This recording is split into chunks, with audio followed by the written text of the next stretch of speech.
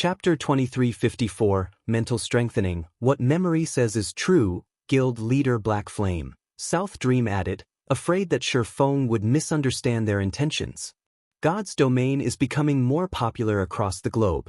More corporations have been investing in the game as well, and as a result, Azure's two main shareholders have become desperate to win the organization's right to rule. Azure might focus its development on the Western continent, but it still had a lot of influence among the Eastern continent's empires. If either of the shareholders decide to target Zero Wing, your guild's development will suffer. Zero Wing might be very powerful, but it wasn't a superpower like the Azure Chamber of Commerce. This was especially true now that the Western and Eastern continents had more contact. Many superpowers were trying to join Azure. If Azure asked those superpowers to move against Zero Wing as a condition for joining, many of them would be more than willing to fulfill that request. At that time, Zero Wing's position would become very precarious. If Zero Wing did not wish to suffer, it had to allow Silent Wonder to leave. Not only would she have more access to resources, but Xianxia wouldn't be able to monopolize Dark Pursuit's strength either. As for Zero Wing, it would avoid Azure's wrath and receive help from Dark Pursuit. Silent Wonder gave Shifeng an apologetic look. She knew how crazy her family was about this competition. If the two families hadn't kept such a close eye on each other, they would have likely resorted to underhanded means to win the upcoming competition. She also knew that if her family lost, they'd go ballistic. They would absolutely vent their anger out on Zero Wing. Meanwhile, Zero Wing wasn't in the best of positions at the moment. If more superpowers tried to interfere, the guild's days would be numbered. Thank you for informing me of the situation. If there is nothing else you'd wish to discuss, I'll consider our meeting over now. I still have other matters I need to attend to, Shifeng calmly replied. What are you trying to say, Guild Leader Black Flame? Cold Memory stared at the swordsman, confused. For a moment, she even wondered if Shifeng knew anything about the Azure Chamber of Commerce or Dark Pursuit. If he made the wrong decision now, Zero Wing would encounter enough trouble to ensure the guild's destruction. I'm already aware of Wonder's situation. If another guild can support her, so can Zero Wing, Shifeng said, chuckling as he replied to Cold Memory. Shifeng was far more familiar with the Azure Chamber of Commerce's strength than Cold Memory. It was one of the top 10 chambers of commerce in the virtual gaming world, after all. It was as powerful as super guilds. Ordinary superpowers simply couldn't compare. Needless to say, Shifeng knew about Dark Pursuit as well. Not only was Dark Pursuit a veteran super guild, but it had also annihilated two superpowers after the planar passage's activation during his previous life. If Zero Wing had encountered this situation some weeks ago, he would have seriously considered the matter. However, that was unnecessary now. Guild leader. Silent Wonder was incredibly touched by Shifeng's statement. She became even more resolved to remain in Zero Wing. Insane. This guy must be insane. Does he really think he can help Silent Wonder with Zero Wing's resources? The response rendered Cold Memory speechless. Azure's internal competition wasn't just a competition of alchemy standards. It was also a competition of strength. Zero Wing's resources couldn't even compare to an ordinary superpowers, much less Dark Pursuit's. Memory, I've decided. I want to stay in Zero Wing. Even if Xianxia has Dark Pursuit's full support, with the research workshop, my defeat isn't guaranteed, Silent Wonder decided, turning to look Cold Memory in the eyes. Suit yourself. I don't care anymore. You better not regret this later. Cold Memory exclaimed, annoyed. She had never thought Silent Wonder would be confident of defeating Xianxia. Xianxia had access to the intermediate meditation room every day and was only one step away from becoming an advanced master alchemist. Dark Pursuit planned to invest all of its available resources in her training to secure its first advanced master alchemist as well. On the other hand, Zero Wing's only advantage was its research workshop. The workshop might help Silent Wonder become an advanced master alchemist, but she wasn't likely to complete her promotion before the internal competition. The research workshop only provided hints. Players still had to research their designs or recipes and materials and experiment. It wasn't possible to reach advanced master rank quickly, And this wasn't just a competition involving alchemy standards. Had Silent Wonder joined Dark Pursuit, she would have, more or less, had a chance at victory, but since she had decided to remain in Zero Wing, she had practically no hope. Cold Memory and South Dream then left the reception room. For Zero Wing's arrogance and Silent Wonder's blind faith, she could already predict the outcome that awaited them. Memory, are you really done caring about this? South Dream asked. I don't have anything else that could persuade Wonder. Our only other choice is to recruit Moonsilk for Dark Pursuit. I didn't want to approach her, but her strength is unquestionable. If Moonsilk wins, Silent Wonder can maintain her position in the family, for the most part, Cold Memory said as she shook her head in frustration. The competition between the two main families involved more than 2 people. 6 people would take part in total, 3 from each family. As long as one of the participants earned first place, the other 2 family members' performance wouldn't matter. The winner's family will still secure the right to rule the organization.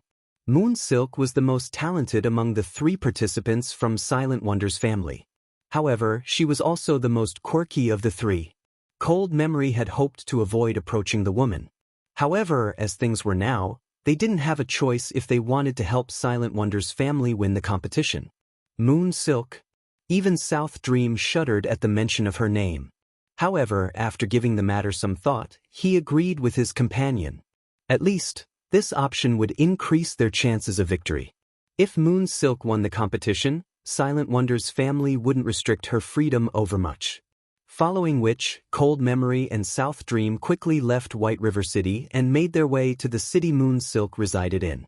Meanwhile, back in Candlelight's top-floor reception room, Shifeng pulled an ancient, sealed parchment from his bag once his guest had left. I'll leave this with you for now. I hope it will help you become an advanced master alchemist as quickly as possible. If you succeed, you'll have a much greater chance of winning your family's competition, Shifeng said as he carefully removed the seal and handed it to Silent Wonder. As Silent Wonder inspected the parchment, her eyes went wide in shock. Guild leader, how did you get this recipe? Silent Wonder's breathing grew somewhat labored as she stared at the recipe in her hands. What she held was no ordinary recipe. It was a peak master recipe for the Droplet of Life potion. Countless alchemists dreamed of getting their hands on this parchment to study and learn from it. The reason for this was because of the Water of Life. With the Water of Life, one could resurrect the dead. The potion contained an unimaginable amount of life force and served as one of the base materials to resurrect NPCs. Unfortunately, the Water of Life was too precious and more valuable than what money could buy. The Droplet of Life potion was a weakened version of the Water of Life. Although it couldn't resurrect NPCs, it could help NPCs recover from severe and permanent injuries. It was easy to imagine how valuable this recipe was. Most importantly, no one had even found an advanced master recipe yet, much less a peak master recipe. Alchemists that wanted to rise through the ranks needed to create new recipes, but to create a recipe suitable for their rank, they needed a lot of reference material. Without that, they wouldn't know where to start, which was why master recipes were so valuable in God's domain. However, at Silent Wonder's standard, basic master recipes, were no longer useful. She'd need advanced master recipes. Unfortunately, she had never managed to locate an alchemical master recipe, and as a result, she had been forced to explore and experiment by herself. The Droplet of Life recipe would definitely help her reach the advanced master alchemist rank.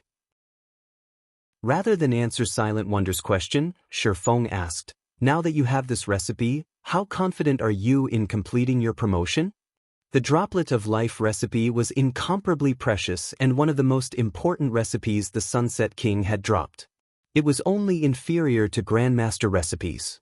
Shifeng had planned to offer it as a benefit for the guild's core members, allowing Candlelight's master alchemists time to study it. However, to help Silent Wonder reach advanced master rank as soon as possible, he decided to postpone those plans. Read latest chapters at Wuxia World. I'm afraid that I'm only 30% confident of reaching my promotion before the competition, Silent Wonder said helplessly after a moment of self-reflection. Becoming an advanced master alchemist wasn't easy, And even with the research workshop's assistance, she'd still need time to conduct her own research. 30%? After pondering for some time, Shifeng said, "It's a little off, but it should be enough." After saying so, Shifeng called up the Candlelight Trading Fin system interface and chose to upgrade the shop in Blue Bay City to 3-star status. At the same time, he established a shared warehouse and sent the members there to transfer the Primal Void Stones. The various major powers would likely assume the best use of the Primal Void Stones was selling them to the Dark Forces for gold and resources, but they weren't aware of the stone's other function. Mental strengthening. Chapter 2355 Advanced Mana Set Equipment. 30% is enough? Silent Wonder was confused by Shifeng's statement.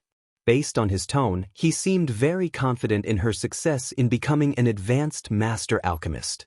Not only did she need enough proficiency points for her promotion, but she also had to create a new advanced master recipe. Unfortunately, creating an advanced master recipe was multiple times more difficult than creating a basic master recipe. It wasn't simply a problem of mixing materials. The process also required magic arrays, which tested her ability to manipulate mana. Resources and hints weren't enough for her to reach the advanced master alchemist rank. "I can't guarantee it, but if you have a 30% chance, we should be able to boost that to 80% within the remaining time," Shifeng said, chuckling. 80%? Silent Wonder repeated in a higher-pitched tone, giving Shifeng an incredulous look. Creating an advanced master alchemist was easier said than done. Even if the various superpowers alchemists generously offered her all of their research, she'd be lucky to increase her success rate by 10%. Yet, Shifeng insisted that he could help raise her success rate by a whopping 50%. If God's Domain's various master alchemists heard this, they'd laugh at Shifeng for being an ignorant fool and a layman. However, Shifeng was no noob when it came to lifestyle classes. He was a bona fide intermediate master forger, after all, an existence that stood at the apex of God's Domain's forging industry. He was also one of the first players to become a master lifestyle player in God's Domain. There were less than a handful of people who could claim they understood lifestyle classes better than Shifeng in the Candlelight Trading Firm. You'll understand when the time comes. For now, head to the research workshop and study the Droplet of Life recipe. If you can master that recipe, it'll definitely help you to create an advanced master recipe, Shifeng said, ending the conversation rather than elaborate. The secret regarding the Primal Void Stone was too important. If information about the stones leaked, it would cause a huge commotion in God's Domain. The advanced master rank was a huge threshold for lifestyle players. Over 90% of the master lifestyle players in Shifeng's previous life had been stuck at intermediate master rank due to the difficulty of the promotion. Those masters hadn't lacked techniques, but simply hadn't had the mental strength to succeed. Rising through the tiers was the easiest way for players to improve their mental fortitude. The higher a player's tier was, the stronger their mental strength would be, which was also why most of the top-tier lifestyle players of Shifeng's previous life had been high-tiered players as well. Silent Wonder was only a level 97, Tier 2 player. She'd still need quite some time to reach level 100, not to mention complete her Tier 3 promotion quest. Meanwhile, God's Domain had very few items that could improve a player's mental strength, and the Primal Void Stones were one of them. However, mainstream players in the past had only learned this secret after reaching level 160. When they had discovered it, the various superpowers had fought desperately to secure Primal Void Stones. From then on, Primal Void Stones hadn't been treated as a simple mana-gathering tool. They had become a strategic item to improve combat and lifestyle players' standards. Although the Primal Void Stones only improved a player's mental fortitude by 20% to 30%, it was a valuable boost. Players only received a slightly higher percentage when they reached a higher tier, after all. If Silent Wonder didn't have any issues with her alchemy techniques, she should have no problems reaching advanced master rank as long as she had adequate mental strength.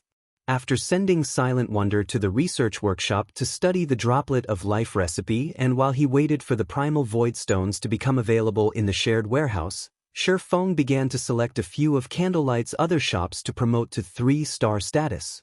With White River City's Candlelight trading firm now a 4-star shop, he could upgrade 5 2-star shops to 3-star status, and after promoting Blue Bay City's shop, he had 4 slots remaining. After much consideration, he chose the shops in Dark Knight City, Black Dragon City, Apocalypse City, and Twin Towers City.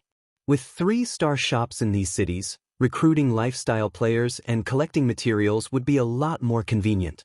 With 5 more 3-star shops, it wouldn't be long before Zero Wing's lifestyle operations would rival that of the various superpowers.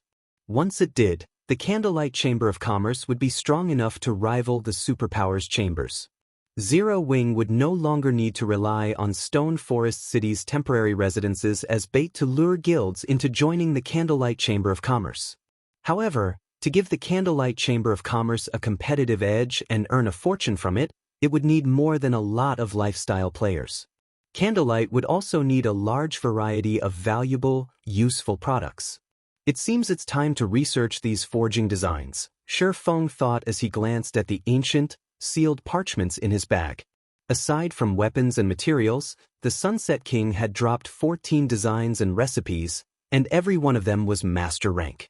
The most valuable of them was the Droplet of Life recipe, but following that were the 6 forging designs for an advanced mana set equipment L. The Crimson Sunset. The Crimson Sunset set was only a Tier 2 advanced mana set equipment and couldn't compare to level 100 plus Dark Gold set equipment, but it was still far stronger than what current players had access to. As an advanced mana set equipment, players could also rely on the equipment up to level 120. Its basic attribute bonuses were just as significant as that of level 100 plus Fine Gold set equipment, and it would be more than enough for Tier 3 players to rely on until they reached Tier 4 at level 120. Feng then left the reception room and found an empty basic meditation room to start the Crimson Sunset's production.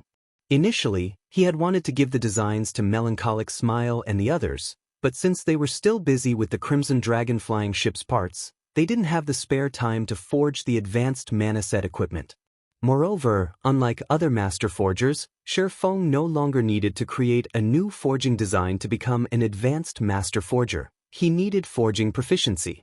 Fortunately, crafting set equipment was the fastest way to earn proficiency points, especially if one crafted mana set equipment. Sure enough, a mana set equipment's production process is really complex. It's no wonder why only a few superpowers had managed to produce their own mana set equipment in the past. After reading through the Crimson Sunset design, Feng took in a deep breath.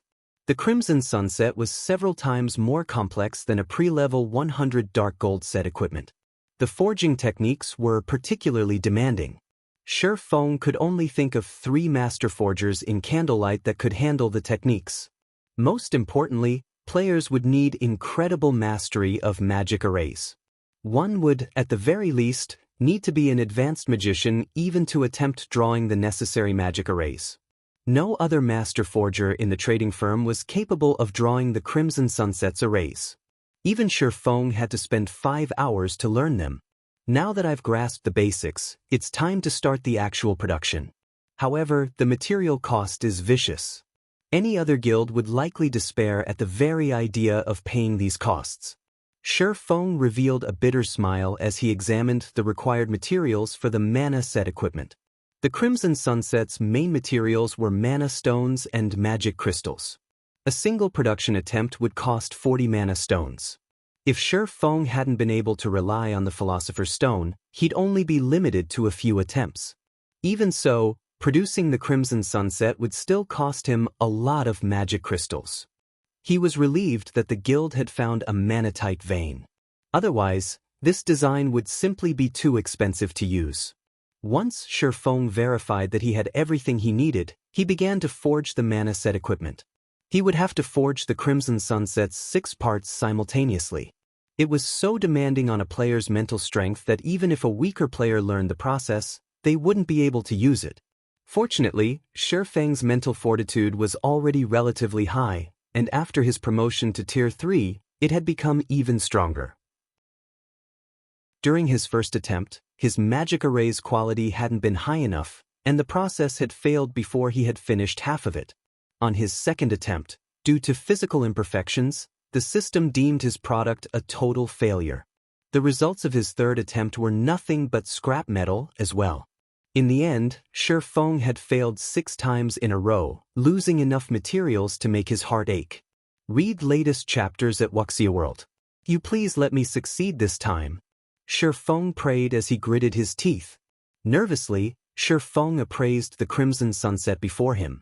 If this attempt failed as well, he'd have to give up on the set. As Shi Feng clicked the appraise button, the 6 pieces of crimson equipment on the stone table lit with a dazzling, colorful glow. At the same time, the room's mana flooded to the equipment pieces. System: Crimson Sunset has been successfully forged. Forging proficiency increased by 180 points. Obtained 1,200,000 EXP. System: Black Steel Insignia's effect triggered. Crimson Sunset's attributes increased.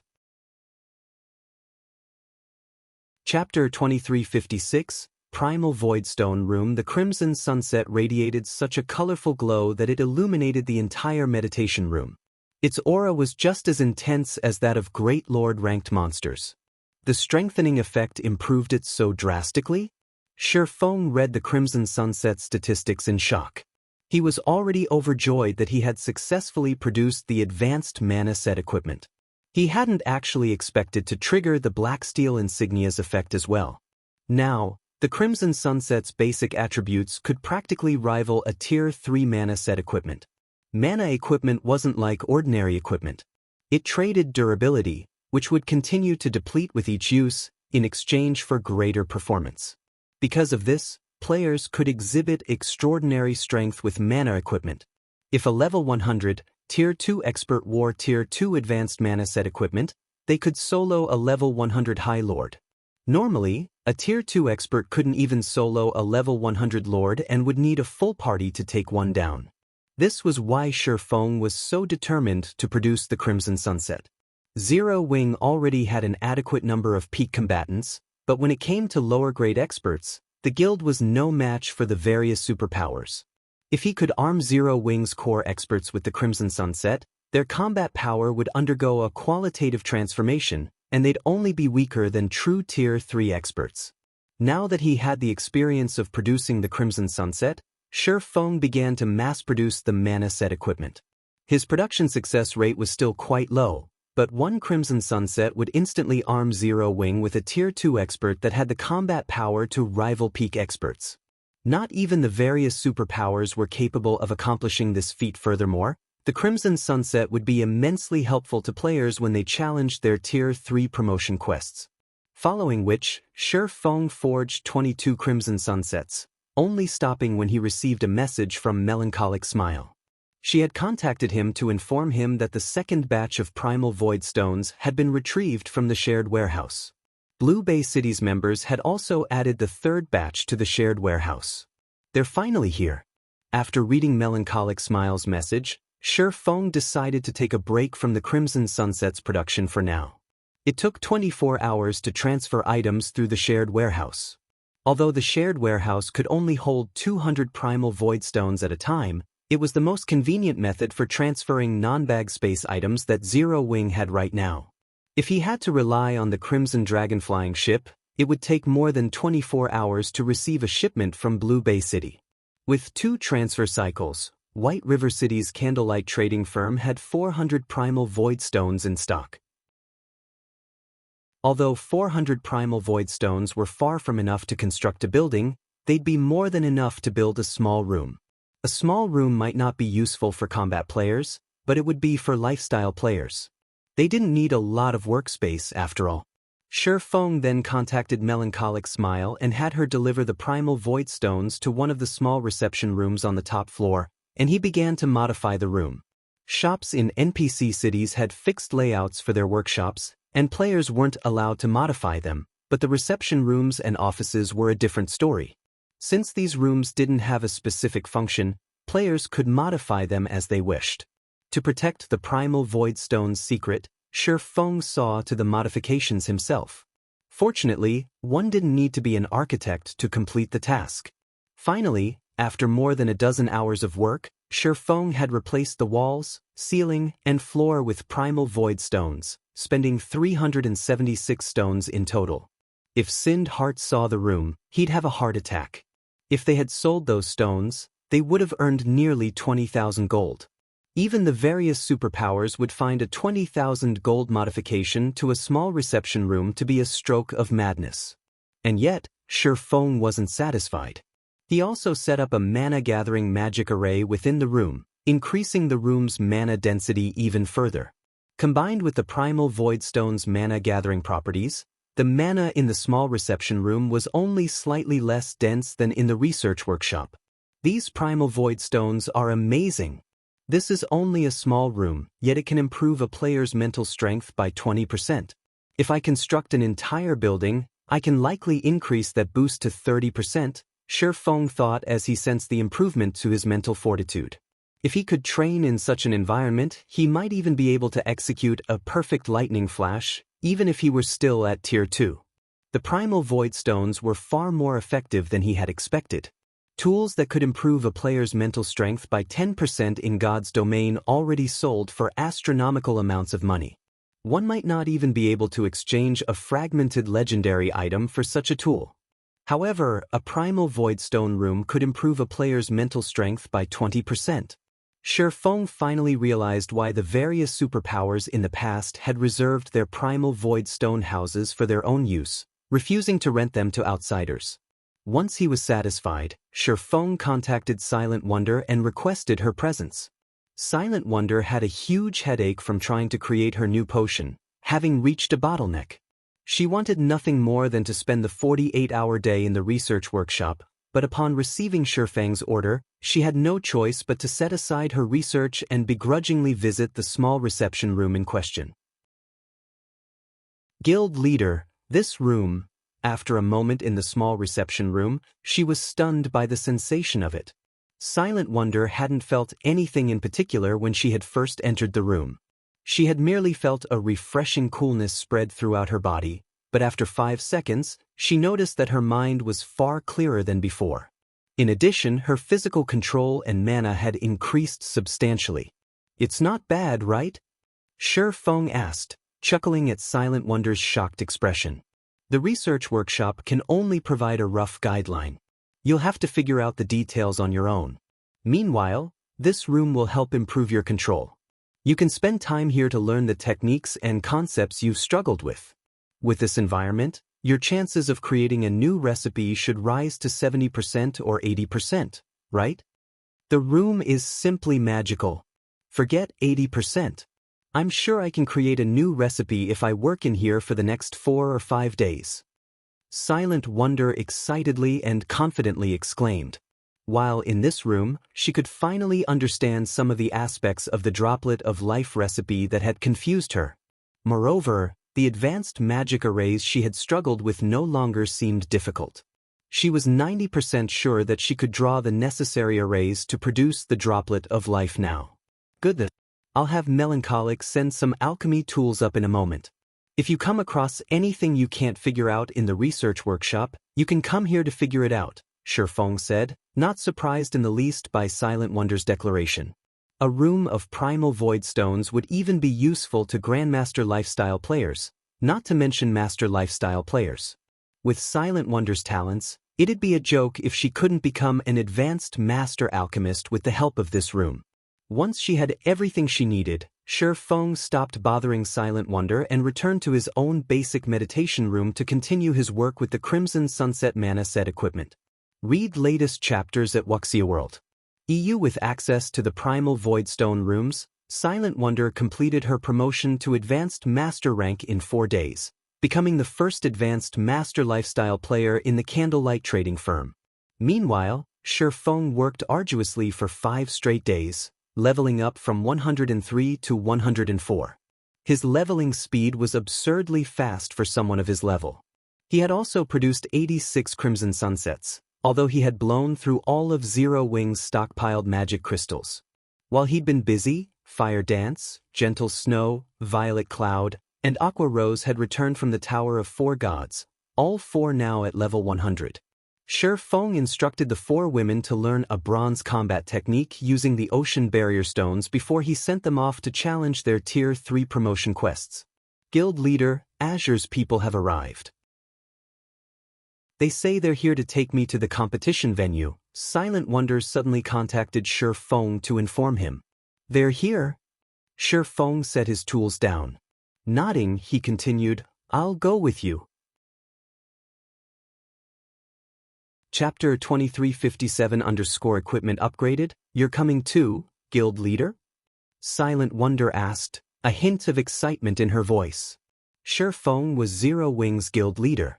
He had many things he needed to do every day. She had thought the guild would, at most, send a guild elder or vice-guild leader as a show of support for the Azure Chamber of Commerce's competition. She had never thought Shi Feng would want to make the trip himself. Azure has the ability to travel between God's domain's main continents. This is a good opportunity to investigate the situation on the Western continent, Shi Feng said, nodding. The planar passage's activation provided the major powers an opportunity to obtain more resources, but compared to what one could gain from another main continent, the other worlds offered scrap. This was especially true regarding the main continent's merchandise. Reselling such items could offer significant profits. This was also why so many superpowers were so desperate to join the Azure Chamber of Commerce. Azure was one of the few powers in God's domain with the ability to travel between the main continents. Although Zero Wing had no chance of joining Azure right now, it wouldn't hurt to use this competition to get a glimpse of the Western continent. Finding a way to travel between the Eastern and Western continents might be an issue for others, but it was a simple matter for Shi Feng. Zero Wing severely lacked funds for many of the guild's needs, especially the development of Zero Wing's territory in the Cold Spring Canyon. As soon as the guild began to develop the area, it would become a bottomless pit that endlessly devoured coins and resources. If Zero Wing relied on Candlelight's current income, it would take a very long time to develop the territory properly. The best solution Shi Feng could come up with was to resell Zero Wing's merchandise on the Western continent. Not only would this generate income far more quickly, but it would also generate enough to drive any superpower mad with envy. I'll take care of the necessary preparations, then. Naturally, Silent Wonder was overjoyed that Shi Feng wanted to attend the competition with her, and she immediately left to prepare what she'd need for the competition. All right, come see me later and collect some equipment, Shi Feng said.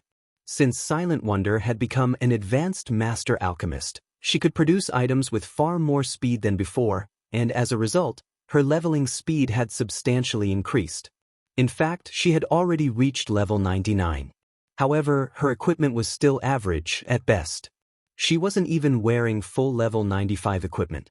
Although Azure's internal competition was a personal affair, Silent Wonder was still a member of Zero Wing. If the Chamber's representatives saw her current equipment, Zero Wing would become a laughingstock. Equipment. When Silent Wonder took a look at her own equipment, she was a little ashamed. Her equipment was pretty shabby. More than half of the items she wore was level 90 equipment, and the few level 95 pieces she had were only secret silver rank. Her equipment might be excellent for ordinary expert players, but she was Candlelight's chief alchemist. For someone of her status, equipment of such quality was like wearing a pauper's rags. After all, the items in Zero Wing's guild warehouse were available to Candlelight's lifestyle players as well. However, to increase her development as an alchemist, she had spent almost all of her GCPs on rare materials. Once Silent Wonder collected her alchemy tools and materials, she promptly made her way to the basic meditation room Shi Feng occupied.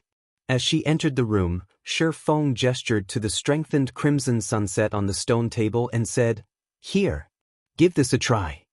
Since the crimson sunset was basically made of mana stones and magic crystals, it wasn't restricted to a particular class.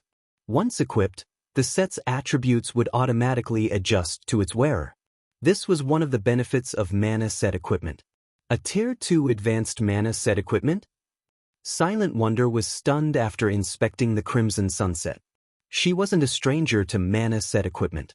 Some of Zero Wing's members had used such items before, and many of the Candlelight's members had watched on with envy. Mana set equipment was essentially equipment made of pure mana. When equipped, it would increase the mana density around the player, calming and clearing their mind. However, mana set equipment was incredibly rare. The guild didn't have enough to allow its members to purchase it with GCPs. And yet, Shi Feng was giving her her own mana set equipment. Moreover, this wasn't any ordinary mana set equipment. It was a 6-piece, Tier 2 advanced mana set equipment. At this stage of the game, not even the various superpowers likely had such a set. Guild leader, this is too precious. I'm only an alchemist. Giving this crimson sunset to me would be a waste. It'd be better if someone else in the guild used it, Silent Wonder said, refusing Shi Feng's generosity. If Shi Feng had merely offered her level 95 dark gold equipment, it wouldn't be a major issue since it wouldn't be helpful for very long, but that wasn't the case for the Crimson Sunset. A player could rely on the Crimson Sunset until they reached level 120. A lifestyle player like her wouldn't be able to make full use of the set equipment. You're our guild's chief alchemist. I can afford to give you such equipment, Shi Feng said, chuckling. He then pointed to the pile of equipment in a corner of the room and continued, moreover, our guild has plenty of these sets. Plenty? At first, Silent Wonder was confused, but when she turned to look where Shi Feng had pointed, she gaped in shock. More than 20 sets of equipment sat in a pile on a massive stone table in the corner of the room. Every one of those sets looked just like the Crimson Sunset before her. Alright, hurry up and equip it. If we waste any more time, Azure's people will likely grow impatient, Shi Feng reminded her when he saw her in a daze. Suddenly, Silent Wonder realized that she didn't understand her guild as well as she had thought. First, he had handed her the droplet of life recipe, and then, Shi Feng had shown her that strange reception room. Now, she learned that the guild had a pile of Tier 2 advanced mana set equipment. However, Silent Wonder didn't give the matter much thought. Since Shi Feng insisted, she stopped hesitating and equipped the Crimson Sunset he offered. In seconds, Silent Wonder transformed from a cold, workaholic beauty into a charming, graceful which surrounded by a layer of dense mana. The crimson robes radiated a faint, bloody mist that gave Silent Wonder a wicked feeling. Wearing the Crimson Sunset, she looked like a completely different person. Once they were ready, Shi Feng and Silent Wonder quickly made their way to White River City's teleportation hall. After arriving at the teleportation hall, they headed toward one of the advanced restaurants located on the second floor. As they entered the restaurant, a level 100 Guardian Knight moved forward to greet Silent Wonder. He looked to be in his early 30s and wore 4 pieces of epic equipment. The Guardian Knight's weakest piece of equipment was even level 95 fine gold rank. Every one of the man's movements seemed natural and weightless. From what Shi Feng could tell, this Guardian Knight should only be slightly weaker than Yan Tianxing. Long time no see, Second Miss. The Guardian Knight respectfully greeted Silent Wonder. Cloud? Why are you here? Silent Wonder was a little surprised to see this Guardian Knight, Cloud Hunter. I thought you've been managing one of the branch guild on the Western continent. Has something happened to it? The family's branch guild is fine. The old master was simply worried that you might encounter some problems during your trip, so he sent me to escort you, Cloud Hunter said, shaking his head. He then turned to Shi Feng, who stood behind Silent Wonder, and said, however, it seems you would have been safe without me. Read latest chapters at Wuxia World. You grandpa is being too cautious. They wouldn't dare move against me during such a crucial time, Silent Wonder said, not feeling surprised by the arrangement in the least. In a slightly prideful tone, she continued, allow me to introduce you. This is my guild leader, Black Flame. Not only is he an intermediate master forger, but he's also Star Moon Kingdom's #1 expert. He's even slain Warblood's commander. If those people dare to attack, they'll find that they've only made a one-way trip. The old master simply wants to ensure your safety. After all, the boundary space we're heading to is the Dark Hills. Azure has stationed some people in the area, but it won't stop anyone with ill intentions, Cloud Hunter said. I understand. Let's set up. Silent Wonder nodded. She understood how special an area the Dark Hills was, but Shi Feng was a Tier 3 player. Anyone that tried to ambush them would be digging their own grave. Cloud Hunter said nothing more after witnessing Silent Wonder's nonchalant attitude. His task was simply to protect her. Following which, he led Silent Wonder and Shifeng to the Fire Dragon Empire. Chapter 2358, Boundary Space Fire Dragon Empire, Fire Dragon City. 20 flashes illuminated in the city's teleportation hall. As these flashes faded, players in standardized equipment emerged from the array. The moment these players appeared, they attracted envious, odd looks from many of the building's other occupants. Even the lowest level player in the group was level 99 and wore standardized level 95 dark gold set equipment. Standardized dark gold set equipment couldn't compare to ordinary set equipment of the same level and rank, but its basic attributes were on par with level 95 dark gold equipment. At this stage of the game, most ordinary experts were stuck at level 95 and would be lucky if they had a full set of level 95 secret silver equipment. Not even large guilds' core experts dared to dream of wearing level 95 dark gold equipment. The man leading the group was a level 100 player, and not only did he wear 5 pieces of epic equipment, but he also carried a crimson axe that radiated a chilling aura with an indiscernible rank. The weakest of this man's equipment was level 95 dark gold rank. Even among such high-leveled and excellently geared players, he was conspicuous. While the crowd wondered who these players were, 2 level 99 players with dense life auras approached the group. These two were none other than Cold Memory and South Dream, whom Shifeng had met earlier. "Owl, you actually made a trip here? If your grandfather finds out, he'll definitely scold you," South Dream said, pinching the bridge of his nose as he gazed at the level 100 berserker youth named Burning Owl. Burning Owl was one of South Dream's childhood friends. He was also one of the Azure Chamber of Commerce's vice guild leaders. Apart from the fact that he had his family's support, Burning Owl had earned the position through his superior abilities and talents. Of course, this is an important day that decides our family's position. How could I miss it? Burning Owl said, chuckling. How did it go with my second sister? We tried, but Wonder intends to stay with Zero Wing. We have no choice but to ask Silk Moon to join Dark Pursuit, Cold Memory said, frustrated. However, Zero Wing's guild leader has promised to arm Wonder with the guild's full support. Zero Wing? Support my second sister? Burning Owl could not help but frown. Zero Wing really knows how to take advantage of people. Are they planning on relying on my second sister's identity to claim benefits from Azure? Second sister is too gullible. The Azure Chamber of Commerce's influence stretched across both of God's domain's main continents. Even the various superpowers desperately fought to join the chamber. As for his second sister, she was a free spirit that never cared about the family's matters. Unlike her, Burning Owl constantly managed many of Azure's affairs, which meant he had to deal with the powers that continued to seek a place with Azure. I am impressed by Zero Wing's ability to nurture lifestyle players. I'm confident that Wonder will perform well in the competition, South Dream added. Hopefully, that's the case, but if Zero Wing's guild leader tries to take advantage of my second sister, I'll show him the power of my Heaven Piercer team, Burning Owl said, nodding as a cold glint flashed in his eyes. Neither Cold Memory nor South Dream offered a response. The Heaven Piercer team Burning Owl controlled was certainly powerful. It might not have a lot of members, less than 50 in total, but every member was an expert among experts in the Azure Chamber of Commerce. Even the weakest member could rival peak experts.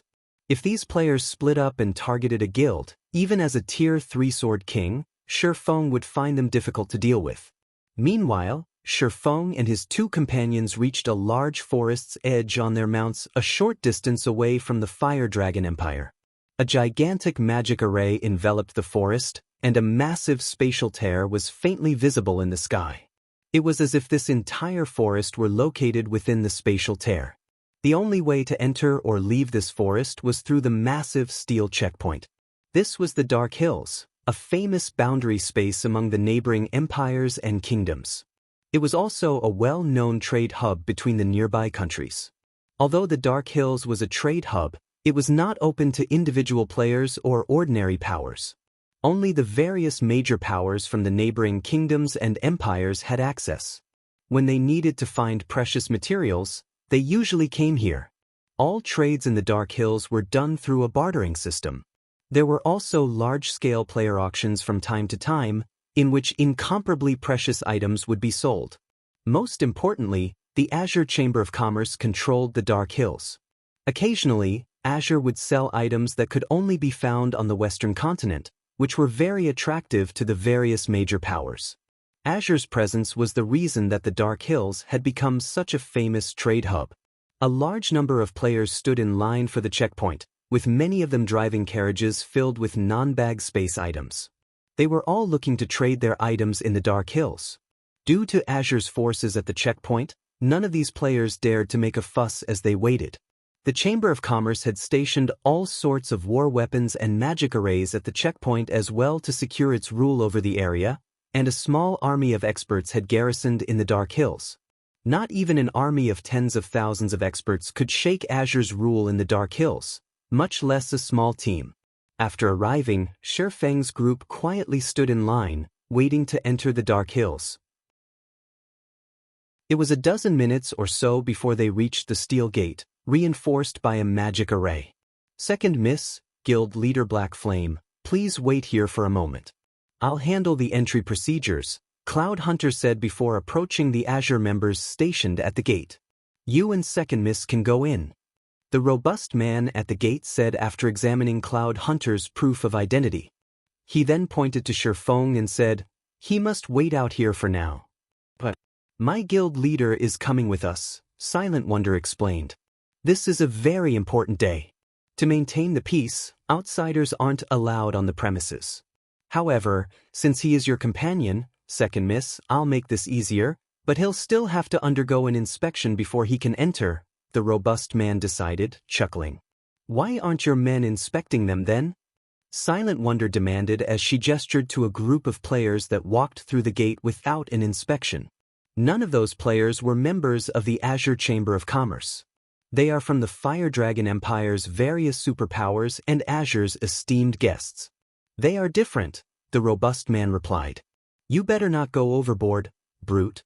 Zero Wings Guild Leader is our Second Miss's esteemed guest," Cloud Hunter coldly informed the robust man, Prideful Brute. Although Prideful Brute was one of Azure's peak experts, he wasn't a member of Silent Wonder's family. Even a fool could tell that he was trying to cause trouble to humiliate Silent Wonder. "Didn't I say that he can go in as long as he allows us to inspect him?"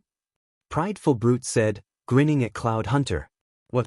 You want to start a fight here?" With Prideful Brute's question, the 40 heavy crossbows on the wall turned to aim at Cloud Hunter, and two of Prideful Brute's companions stepped forward. Both players were Azure experts as well, and they wore the same battle array set equipment as Prideful Brute. When they activated their battle array, they'd be just as powerful as Cloud Hunter overall. That was the reason that Prideful Brute dared to act so arrogantly before Cloud Hunter. Prideful Brute's attitude even infuriated Silent Wonder. She wanted nothing more than to teach the man a lesson. Shi Feng was Zero Wings Guild leader. If he had to be inspected before he'd be allowed into the Dark Hills, it would be embarrassing for her guild. "Don't do it, Second Mississippi. If you take action, you'll play right into his hands," Cloud Hunter quickly advised his charge when he sensed Silent Wonder's rage. "He has full control over this area.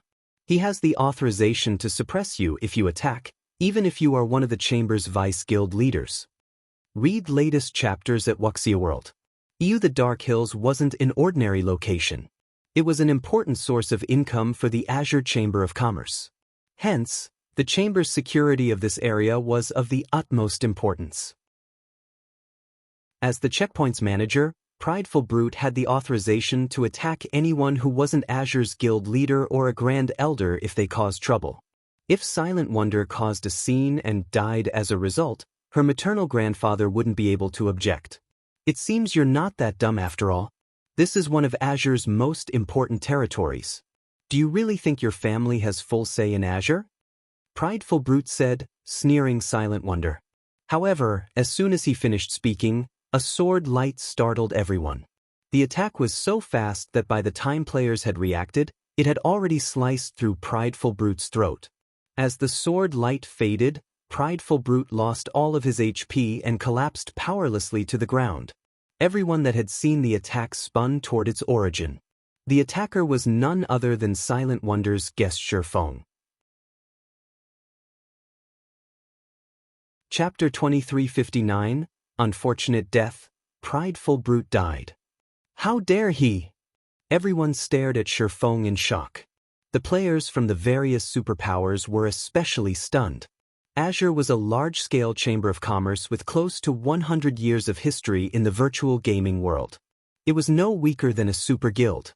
Azure was even capable of operating on both the western and eastern continents in God's domain, which was why the various superpowers sought to become a member.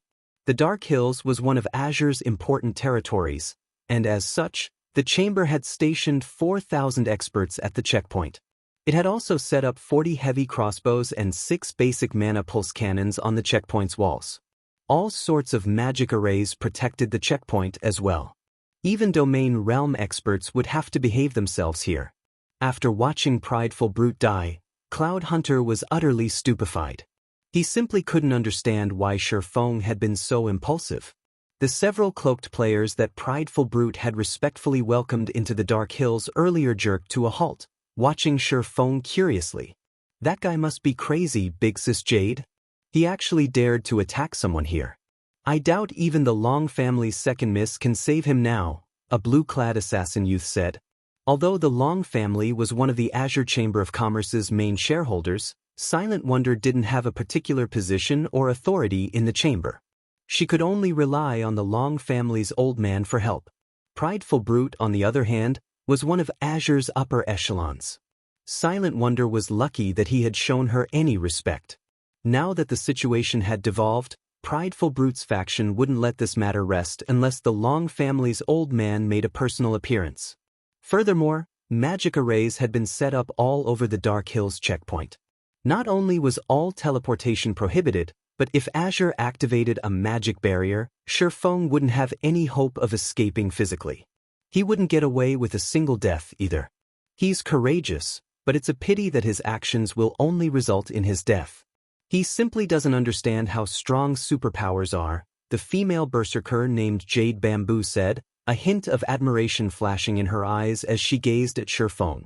However, she quickly turned away from him to look at the refined middle-aged man above the checkpoint's gate.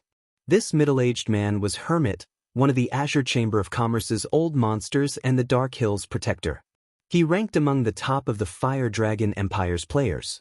A domain realm expert wouldn't even have a chance to escape with their life from someone like Hermit, much less defeat the man.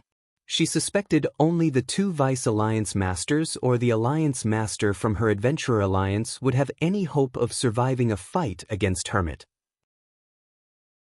While Jade Bamboo watched, Hermit jumped down from the wall, landing before Shifeng's group. As he did, he earned horrified looks from the various superpowers experts. They looked as if they had seen a ghost. Even Cloud Hunter watched the older man seriously. Elder Hermit, please don't misunderstand. This isn't what it looks like. Cloud Hunter hurriedly explained. If he had only had to face the checkpoint's war weapons and various experts, he would have been confident of helping Shifeng escape, but now that Hermit was involved, the situation had changed. Hermit wasn't allied with either of the 2 families, but he was Azure's secret enforcer. He had assassinated countless peak and apex experts that had wished to harm the Azure Chamber of Commerce. In contrast to the visiting players, the several peak experts that guarded the checkpoint couldn't help but grin when Hermit appeared. Those people have crap luck. I hadn't thought that Elder Hermit would get involved. Not even Old Man Long can help that guy now, not to mention Silent Wonder. Elder Hermit is famous for being a stickler for the chamber's rules.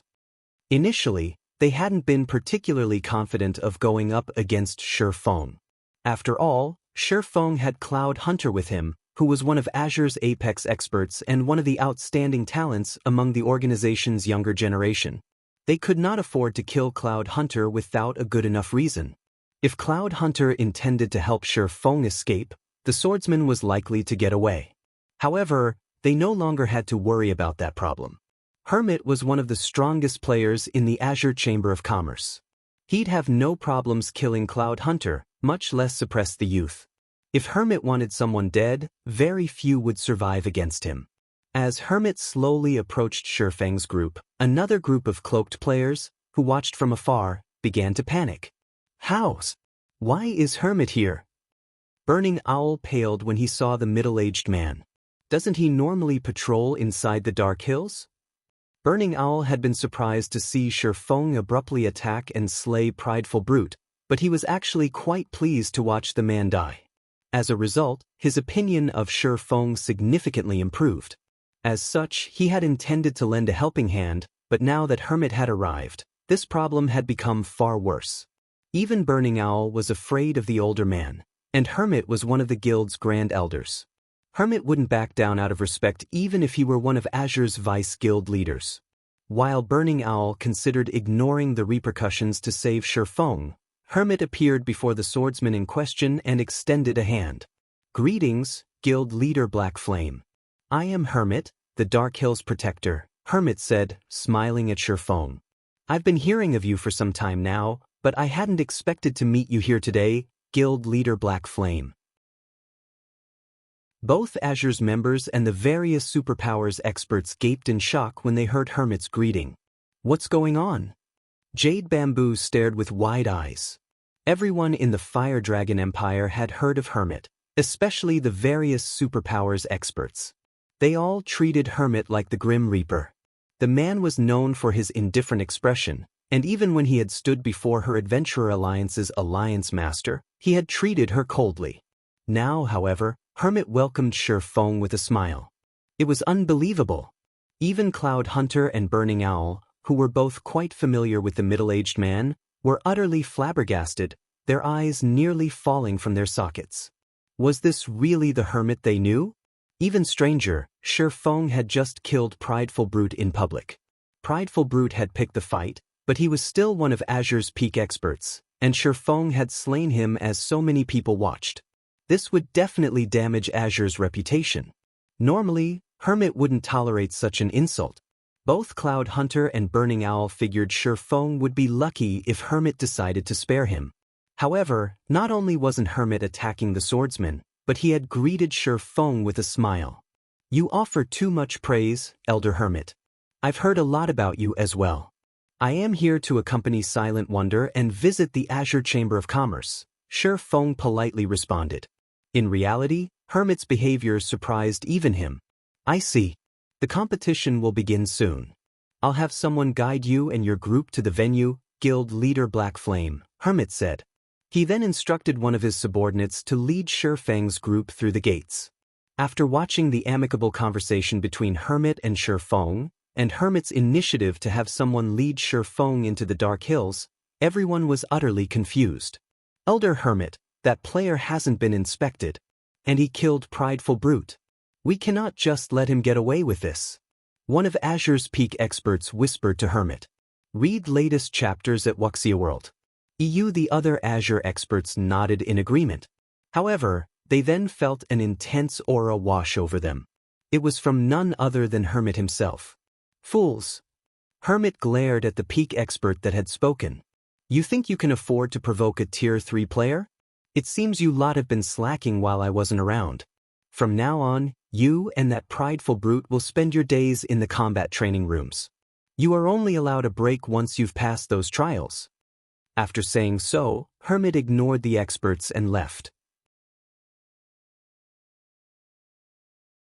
Chapter 2360 Dark Hills. Shocked watching Hermit leave, the several peak experts from Azure were stunned.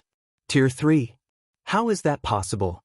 Nobody in our chamber is even confident of challenging their Tier 3 promotion quest. How can he have reached Tier 3 already? Tier 3 classes were no longer foreign to the various superpowers in God's domain, who knew very clearly how powerful a Tier 3 class was. It was not something that Tier 2 classes could go up against. Meanwhile, now that level 100 players had already appeared, the various superpowers had started researching the Tier 3 promotion quest. However, their findings indicated that the Tier 3 promotion quest was absurdly difficult. Ordinary experts could not hope to complete the quest as soon as they reached level 100. As for Peak and Apex experts, they faced an even greater challenge. After all, not only had they obtained excellent legacies, but they also had to challenge the highest difficulty promotion quest available in consideration of their future development.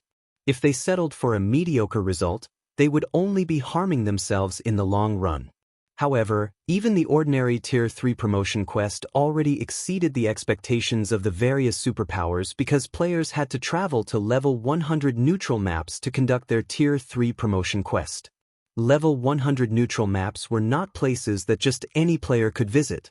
Even a team of level 100, Tier 2 experts would face great danger when exploring a level 100 neutral map.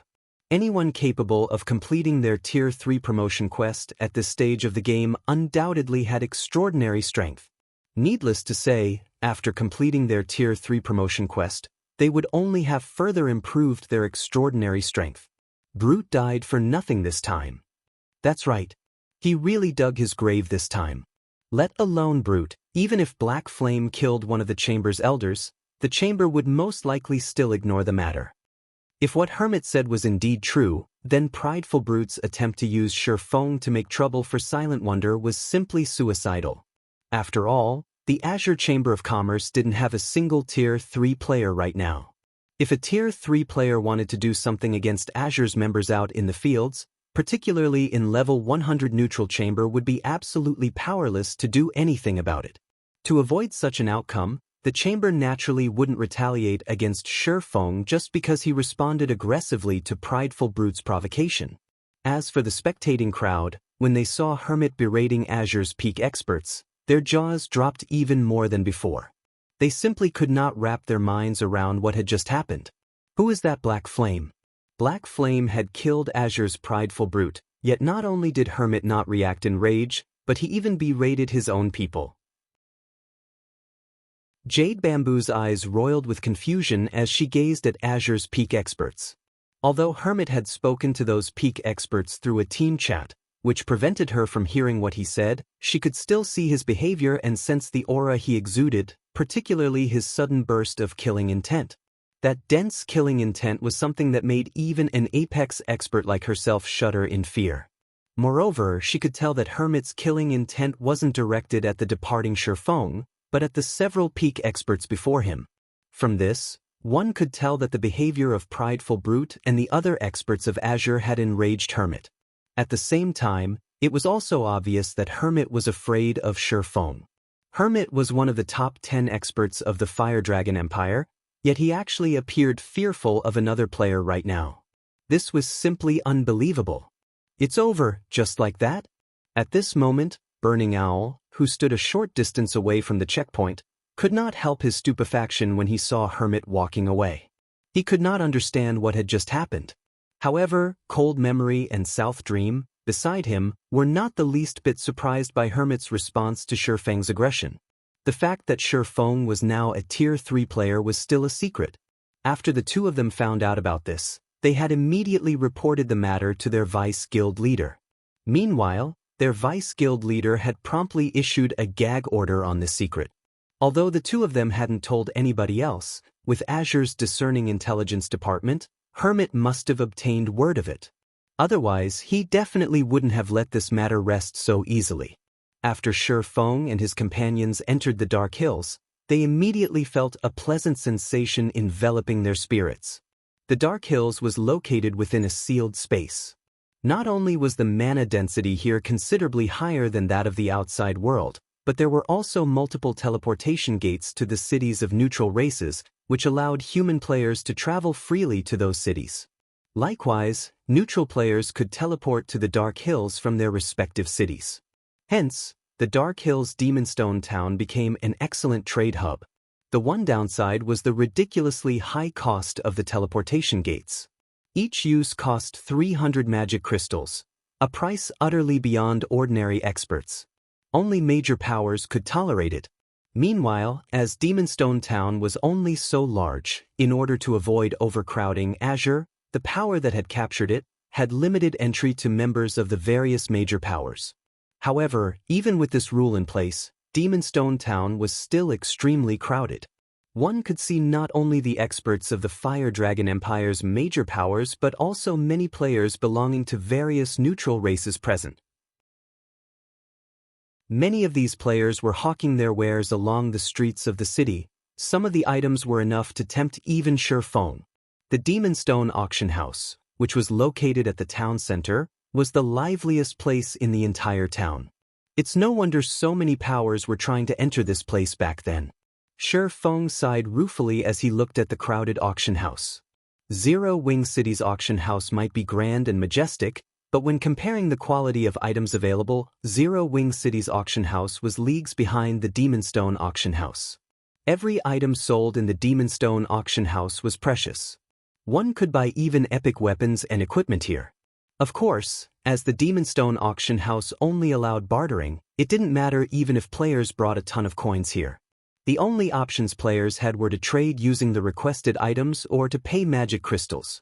However, magic crystals were a strategic resource to the various major powers. Hence, most of the major powers that came here would only trade using the required items. Those that lacked the required items could only window shop to sate their desires. As for the auction house's second floor, the Azure Chamber of Commerce currently had full control over it. Only the members of invited superpowers were allowed entry there. The members of ordinary powers could only watch Azure's internal competition from the first floor hall. Under the lead of Hermit's subordinate, Shi Feng's group entered the second floor unhindered. At this moment, not only was the second floor hall seated with Azure's upper echelon, but there were also plenty of players belonging to the upper echelons of various superpowers. Azure's internal competition today would decide whether the Long family or the Duan family would rule over the chamber. Hence, the superpowers placed considerable importance on the competition today. After all, if the family they supported won, they would gain greater benefits from Azure. On the other hand, if the family they supported lost, their benefits would naturally decrease. When Shi Feng's group entered the venue, everyone's gaze promptly shifted to it. That person's black flame? Read latest chapters at Wuxia World. How desperate is this guy trying to gain the Long family's favor? He actually dared to kill a member of the Duan family. Doesn't he know that the Duan family has much more influence than the Long family in the Fire Dragon Empire? He's used to playing tyrant in a kingdom. He is naturally short-sighted when it comes to the bigger world. I heard that Giant's Heart has plenty of partnerships with the Duan family. This time, the Duan family has even managed to get Vice Guild leader White Autumn to visit. I heard that White Autumn recently gained a god's blessing, and his strength is now off the charts. If the Duan family manages to get White Autumn to secretly take action, Zero Wing will be finished. At this point, the various superpowers members had already heard about what had occurred at the checkpoint. They had never imagined that Shi Feng would actually be foolish enough to kill the Duan family's prideful brute. Meanwhile, as these players were discussing quietly, another group of people entered the hall. The moment these people arrived, everyone's attention immediately turned toward them. This was because the newcomers were none other than the Azure Chamber of Commerce's Duan family. Chapter 2361, Gathering of Bigshots. The Duan family had not sent a lot of people to this competition, only a dozen or so. Their number was far fewer than that of the various superpowers. However, when the attendees present saw the pale white, middle-aged man at the head of the group, they all revealed surprised expressions. The ice demon, Duan Hanshan. He actually came too. This is going to be interesting. The ice demon's combat standards are not the slightest bit inferior to Hermit's. In fact, he is even stronger than Hermit in a frontal confrontation. Moreover, unlike Hermit, who maintains a neutral stance in Azure, Duan Hanshan is famous for his partisanship. The faces of the various superpowers members shone with anticipation when they saw the man leading the Duan family's group. Duan Hanshan was the strongest person of the Duan family's second generation. His position in Azure rivaled that of the assassin Hermit. He had been fighting in the Western continent all this time, and his fame over there surpassed even Hermit's. Although Duan Hanshan was nicknamed the Ice Demon, his short temper was well known among the various superpowers. Meanwhile, after stepping into the hall, Duan Hanshan did not head toward the VIP seats. Instead, he walked up to Shi Feng, the chilling aura he radiated making the various superpowers refinement realm experts shudder involuntarily. You're that black flame that killed prideful brute at the checkpoint? Duan Hanshan asked coldly as he glared at Shifeng. Upon hearing Duan Hanshan's question, everyone present revealed looks that suggested they had expected such a situation to arise. Although they were currently inside the auction house and within Azure's territory, Duan Hanshan would not care about etiquette. If Shifeng gave him an unsatisfactory reply, Duan Hanshan would definitely take action. That's right. Do you have business with me? Shifeng nodded, not evading Duan Hanshan's question at all. His nonchalant reply also made it seem as if the killing intent Duan Hanshan radiated was non-existent. Upon hearing Shifeng's words, everyone present gasped involuntarily. Is this guy nuts? He's still trying to act tough at this point? A blue-clad assassin youth, who was also in the second-floor hall, stared at Shifeng in shock. Duan Hanshan was known for being an unstoppable killing machine over in the Western continent. This was why he was nicknamed Ice Demon. Even the guild leaders of the various superpowers had to show respect when meeting him. Shifeng, however, behaved as if he had nothing to do with this matter. He probably doesn't know about the Ice Demon. After all, Zero Wing is developing in a small kingdom. It shouldn't know much about matters in the Western continent, said Jade Bamboo from beside the assassin youth. She, too, had been surprised at Shifeng's reply. However, now that he has spoken to Ice Demon that way, he's definitely doomed. Hermit maintained a neutral stance in the Azure Chamber of Commerce, so it was only normal for him to ignore the quarrels between the two main families and prioritize the chamber's benefits above all else. However, that was not the case for Duan Hanshan at all. Meanwhile, as soon as Shifeng finished speaking, Duan Hanshan's killing intent skyrocketed in intensity, putting a powerful pressure on the spectating crowd. Good. Young man, you're very brave. It seems that if I don't take some action in the Eastern continent, nobody will place the Azure Chamber of Commerce in their eyes in the future. Duan Hanshan exclaimed wrathfully. Mana started gathering around him, the ambient temperature plummeting. Black Flame is doomed now. At this moment, everyone understood that Duan Hanshan was thoroughly enraged. With this, even Silent Melody and Cloud Hunter would be powerless to save Black Flame. After all, quite a few of those standing behind Duan Hanshan were peak experts. They would have no problem holding Cloud Hunter back for a short period. However, just when everyone thought a battle would break out between Shifeng and Duan Hanshan, a deep and powerful voice echoed throughout the entire hall. Old Ice, are you planning on breaking the chamber's rules? When everyone turned to look at the origin of this voice, what they saw was a man in dark gray armor, who seemed to be in his early 50s. The aura this man radiated was not the slightest bit weaker than that of Duan Hanshan. It daunted the nearby refinement realm experts, deterring them from approaching him. Third uncle, why are you here? Silent Wonder asked in confusion when she saw this middle-aged man. This stalwart, middle-aged man was none other than Long Xianglong, one of the Long family's second-generation leaders. He was also one of Azure's Grand Elders and was Silent Wonder's third uncle. As Long Xianglong was addicted to improving his combat standards, he had not bothered himself with the chamber's matters in a very long time. Your father has some other matters to take care of and cannot attend this competition, so he asked me to come in his place, Long Xianglong said, a rare smile appearing on his face when he looked at Silent Wonder. He then turned to look at Duan Hanshan. Old Ice, Azure is holding an important competition here today. Are you still planning on taking action here? Or are you telling me that you've already forgotten about the chamber's rules? At Long Xianglong's words, Duan Hanshan's complexion darkened. Lunatic Long, I'll step back out of respect for you this time. However, if there is a next time, your people won't be as lucky, Duan Hanshan said. After glaring at Shifeng, he promptly turned around and left. Upon seeing this, Cloud Hunter breathed a deep sigh of relief. At the same time, he was also speechless at Shifeng's bravery. It was fortunate that Long Xianglong appeared. While attacking an invited guest within Azure's territory was indeed against Azure's rules, if Duan Hanshan was intent on taking action, even Cloud Hunter was not confident of stopping the Ice Demon. However, Long Xianglong was Duan Hanshan's equal in strength. Moreover, the rules were on Long Xianglong's side. If Duan Hanshan took action, he would definitely end up getting himself punished. After seeing Duan Hanshan leave, Long Xianglong turned his gaze away from the ice demon and walked up to Shifeng. Young man, you shouldn't act so impulsively next time. That old ice demon usually does whatever he wants, Long Xianglong admonished Shifeng slightly.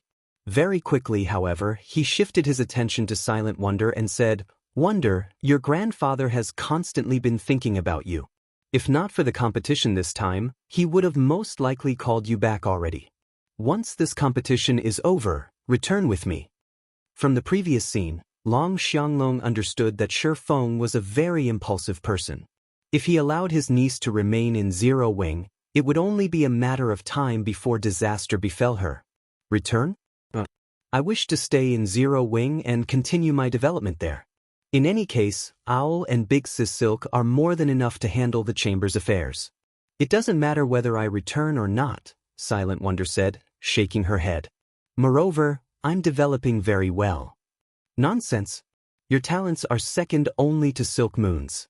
It might be fine if it were before, but after this competition, the struggle between the two main families will come to an end. Regardless of today's outcome, you will receive the chamber's full support. At that time, your improvement speed will definitely exceed your current rate, Long Xianglong said as he glared in exasperation at Silent Wonder. The Azure Chamber of Commerce's resources far surpassed that of ordinary superpowers. The future Silent Wonder could have in Azure would be many times better than if she remained in Zero Wing. In fact, remaining in Zero Wing would be a complete and utter waste of her talents. Moreover, the Long family's third generation still needed some strong pillars to support it. Simply relying on Burning Owl and Silk Moon wouldn't be enough. Third uncle, I've already decided. Moreover, I feel that Zero Wing is quite good. Stop trying to persuade me, Silent Wonder said, shaking her head. She was determined to stick to her decision. Just as Long Xianglong was about to launch another round of persuasion, a fresh group of players arrived, inducing gasps throughout the hall. This was because these players were members of Giant's Heart, a superpower that had thoroughly shaken the foundations of the Fire Dragon Empire and was capable of contending against the Super Guild Pride Empire. In fact, when comparing them purely in terms of naval prowess, Giant's Heart was superior to Pride Empire. Read latest chapters at Wuxia World. Nowadays, the various superpowers were placing extreme emphasis on their naval development. Since Giant's Heart possessed exceedingly great naval prowess, it had naturally become the target of partnership for many other superpowers. Meanwhile, the person leading Giant's Heart's group this time was none other than White Autumn, one of Giant's Heart's Vice Guild leaders, who was currently a megastar in the Fire Dragon Empire. At the same time, he was an existence that the various superpowers feared greatly because he had gained the sea god's blessing and possessed near unrivaled strength out at sea. During these past few days, White Autumn's existence alone had inflicted a lot of major losses on Pride Empire. When White Autumn entered the hall, the upper echelons of the various attending superpowers promptly surged forward to greet him. Azure's Duan Hanshan and Long Xianglong even took the initiative to greet White Autumn in an attempt to bridge the distance between Giant's Heart and the Azure Chamber of Commerce. However, after making small talk with the other attendees for a short time, White Autumn suddenly walked up to Shifeng. Greetings, Guild Leader Black Flame. I am White Autumn, one of Giant's Heart's Vice Guild leaders. I have heard a lot about you. I feel joyful that I finally get to meet you today. White Autumn greeted Shifeng in a very friendly manner.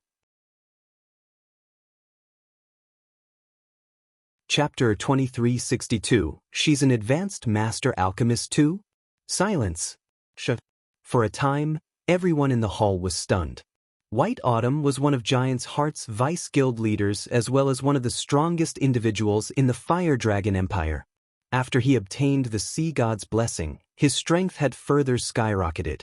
Nowadays, he was an existence that even the guild leaders of the various superpowers wished to befriend. Now, however, White Autumn had actually taken the initiative to greet Shifeng.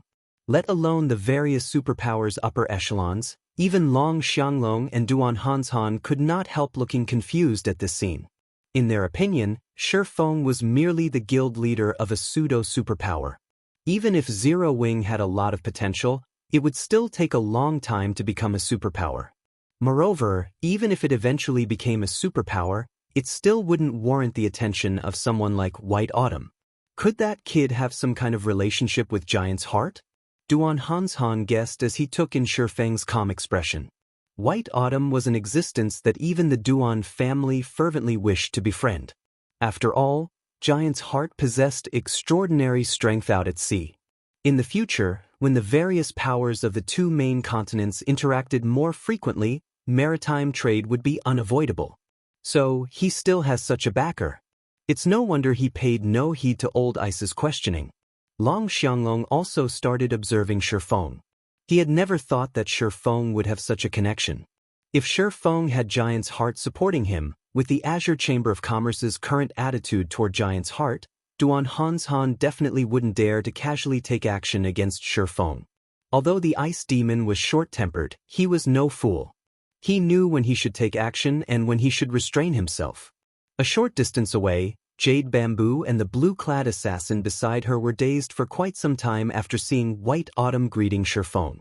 When they snapped out of their daze, however, realization immediately dawned upon them. Previously, they had been curious as to why Hermit had spared Shifeng so easily. Looking at it now, Hermit must have known about the relationship between Shifeng and Giant's Heart. Meanwhile, in response to White Autumn's greeting, Shifeng simply nodded and said, "Vice Guild Leader White, you're too courteous." In reality, Shifeng was also somewhat surprised that White Autumn had taken the initiative to greet him. After all, his current identity was Black Flame, not Yi Feng. Moreover, he had only helped White Autumn complete a quest and receive the Sea God's blessing. This amount of help should not warrant White Autumn's enthusiastic welcome. "Guild Leader Black Flame, I am not being courteous at all," White Autumn said, shaking his head. In a serious tone, he continued, "Currently, Giant's Heart has captured a relatively excellent town over at Dark Moon Lake, outside the Fire Dragon Empire. We wish to form a partnership with Zero Wing for this town. May I know if Guild Leader Black Flame is interested?"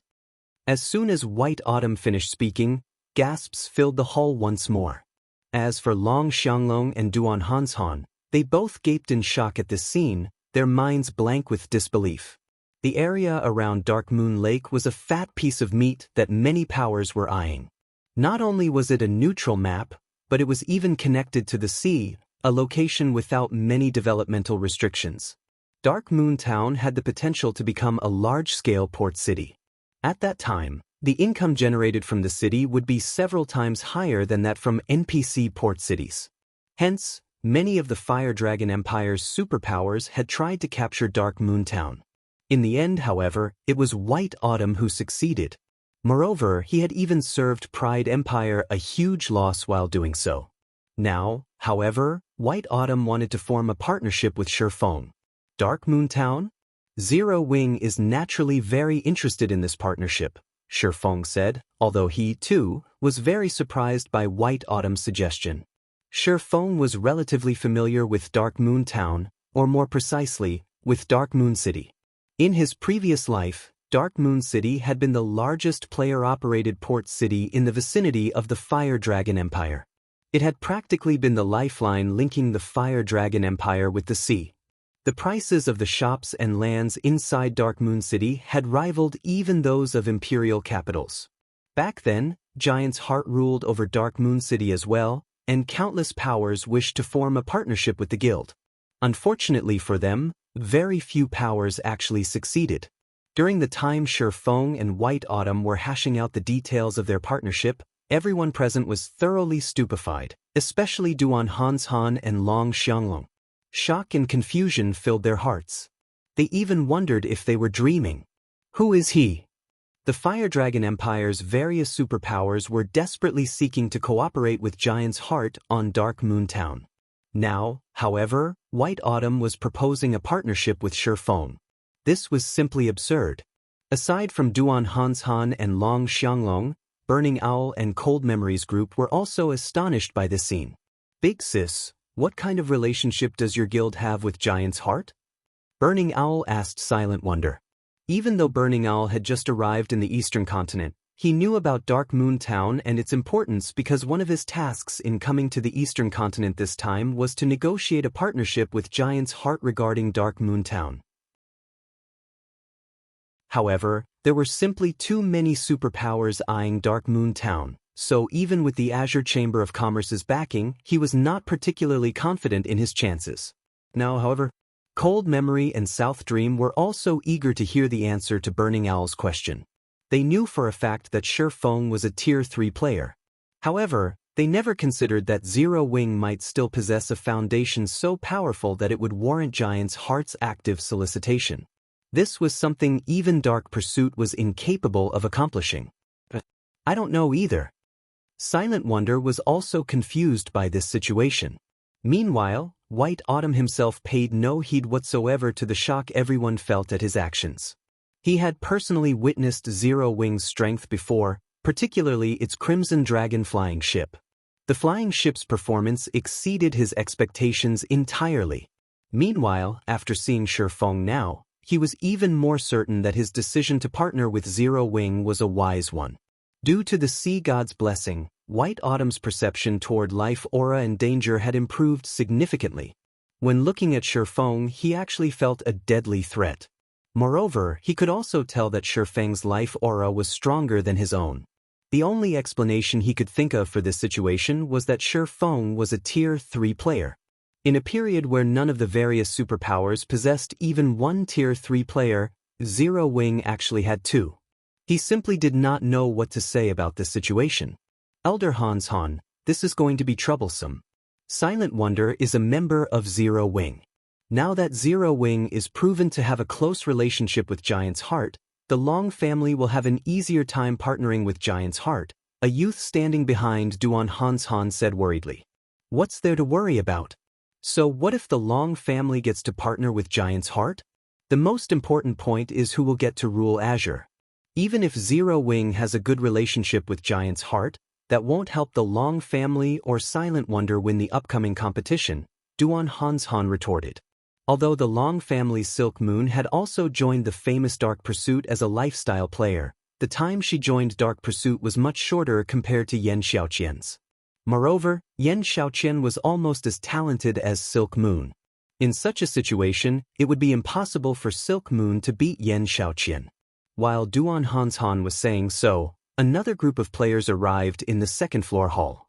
Similar to the arrival of Giant's Heart's group, the arrival of this group of players caused quite a commotion because it consisted of Dark Pursuit's members. Not only was the lowest-leveled player among them level 100, but the equipment they possessed was also something that could make even the upper echelons of the various superpowers envious. Of the dozen or so Dark Pursuit members that entered the hall, even the worst equipped among them had 3 pieces of epic equipment paired up with a 6-piece, level 95 Dark Gold set equipment. The most eye-catching among these players were undoubtedly the 2 heroic women walking in the lead. One of these women was Silk Moon, a cursemancer that possessed a mature and seductive charm. Silk Moon's appearance and figure were not the slightest bit inferior to Silent Wonder's. The other tall and graceful woman was Yan Xiaoqian. However, unlike Silk Moon's mature appearance, Yan Xiaoqian looked to be only 18 years old. Both women were actually geared in the Elven Light set, an 8-piece set of level 95 Dark Gold equipment, currently the best set equipment available for magical classes. The other pieces of equipment they wore were all epic rank. Amazing! Truly amazing! So, this is Dark Pursuit's foundations? The Elven Light set. Dark Pursuit is really going all out for the competition this time. It seems the winner of this competition is going to be one of these two. I know, right? I heard that Dark Pursuit invested all its available resources into nurturing the two of them. Although the Long family's and Duan family's other heirs are excellent, these two are on a completely different level. The various superpowers' upper echelons were green with envy as they looked at Silk Moon and Yan Xiaoqian. The Elven Light set was currently the strongest Dark Gold set equipment available for magical class players. None of the various superpowers present had managed to complete even a single set yet. However, Dark Pursuit actually had 2. This was simply unbelievable. With the arrival of Dark Pursuit's group, all 6 representatives of the Long family and Duan family were finally present. A short moment later, an elegant, middle-aged man walked to the center of the hall. This man was none other than Hermit, the manager of the Dark Hills. Ladies and gentlemen, I thank you all for attending the Azure Chamber of Commerce's alchemy competition today, Hermit said. I believe everyone present has been waiting for quite some time now, so I'll dispense with the pleasantries. The competition this time will be very simple. Participants will have to produce as many meditation souls, an intermediate master potion, as possible within the given time frame. However, there is a precondition for those seeking to participate in the competition. They must be an intermediate master alchemist at the very minimum. Those who do not meet this requirement may not participate in the competition, so all participants, please show your alchemist insignias. Upon hearing the rules, the various spectators gasped involuntarily. Setting aside the meditation soul's production difficulty, just the condition of intermediate mastery would already leave countless alchemist players in despair. The requirements of this competition are really high. I bet that more than half of the participants will be disqualified because of this condition. Cold Memory was astonished when she heard Hermit's words. Nurturing an intermediate master alchemist was easier said than done. This was a task that even Dark Pursuit found difficult. Despite being very talented herself, Cold Memory was still a long way from the intermediate master rank. Needless to say, others would have an even more difficult time attaining it. In the next moment, just like Cold Memory anticipated, the Long family's first representative revealed that he was only a basic master alchemist. As for the Duan family's heirs, Duan Ying and Duan Qingfeng, they too were only basic master alchemists. Although they would be extremely talented geniuses in the eyes of the various superpowers, they failed to meet the minimum requirement for participation in this competition. When it was Yan Xiaoqian's turn, she proudly took out an insignia with 3 silver moons. Upon seeing this insignia, the spectating crowd gasped in shock. Advanced Master rank. She's actually an advanced master alchemist. How is this possible? Our guild doesn't even have an intermediate master, yet she's actually an advanced master already. The various superpowers were filled with an indescribable sense of shock and envy at this scene. After all, the abilities an advanced master could exhibit were far greater than those of an intermediate master.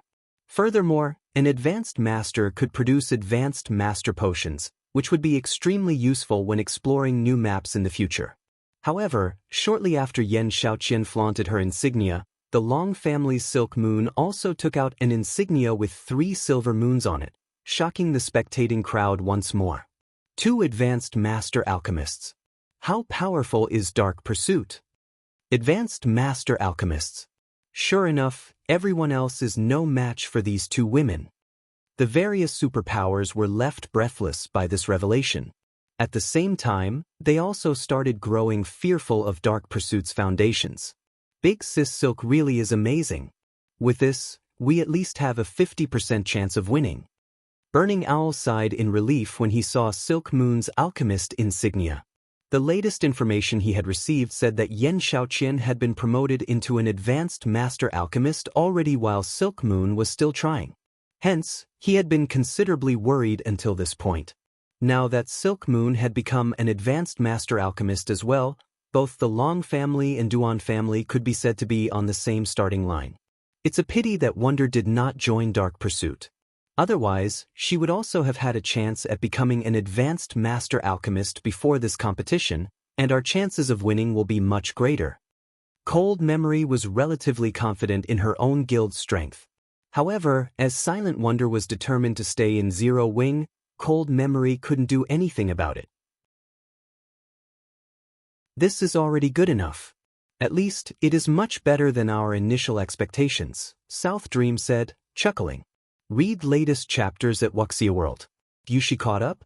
Yan Xiaoqian reflexively took an extra glance at Silk Moon. She had never thought that Silk Moon would actually succeed in catching up with her. While everyone was wondering who between Yan Xiaoqian or Silk Moon would win this competition, Silent Wonder also took out an alchemist insignia with 3 silver moons on it from her bag. Impossible! She's an advanced master alchemist too?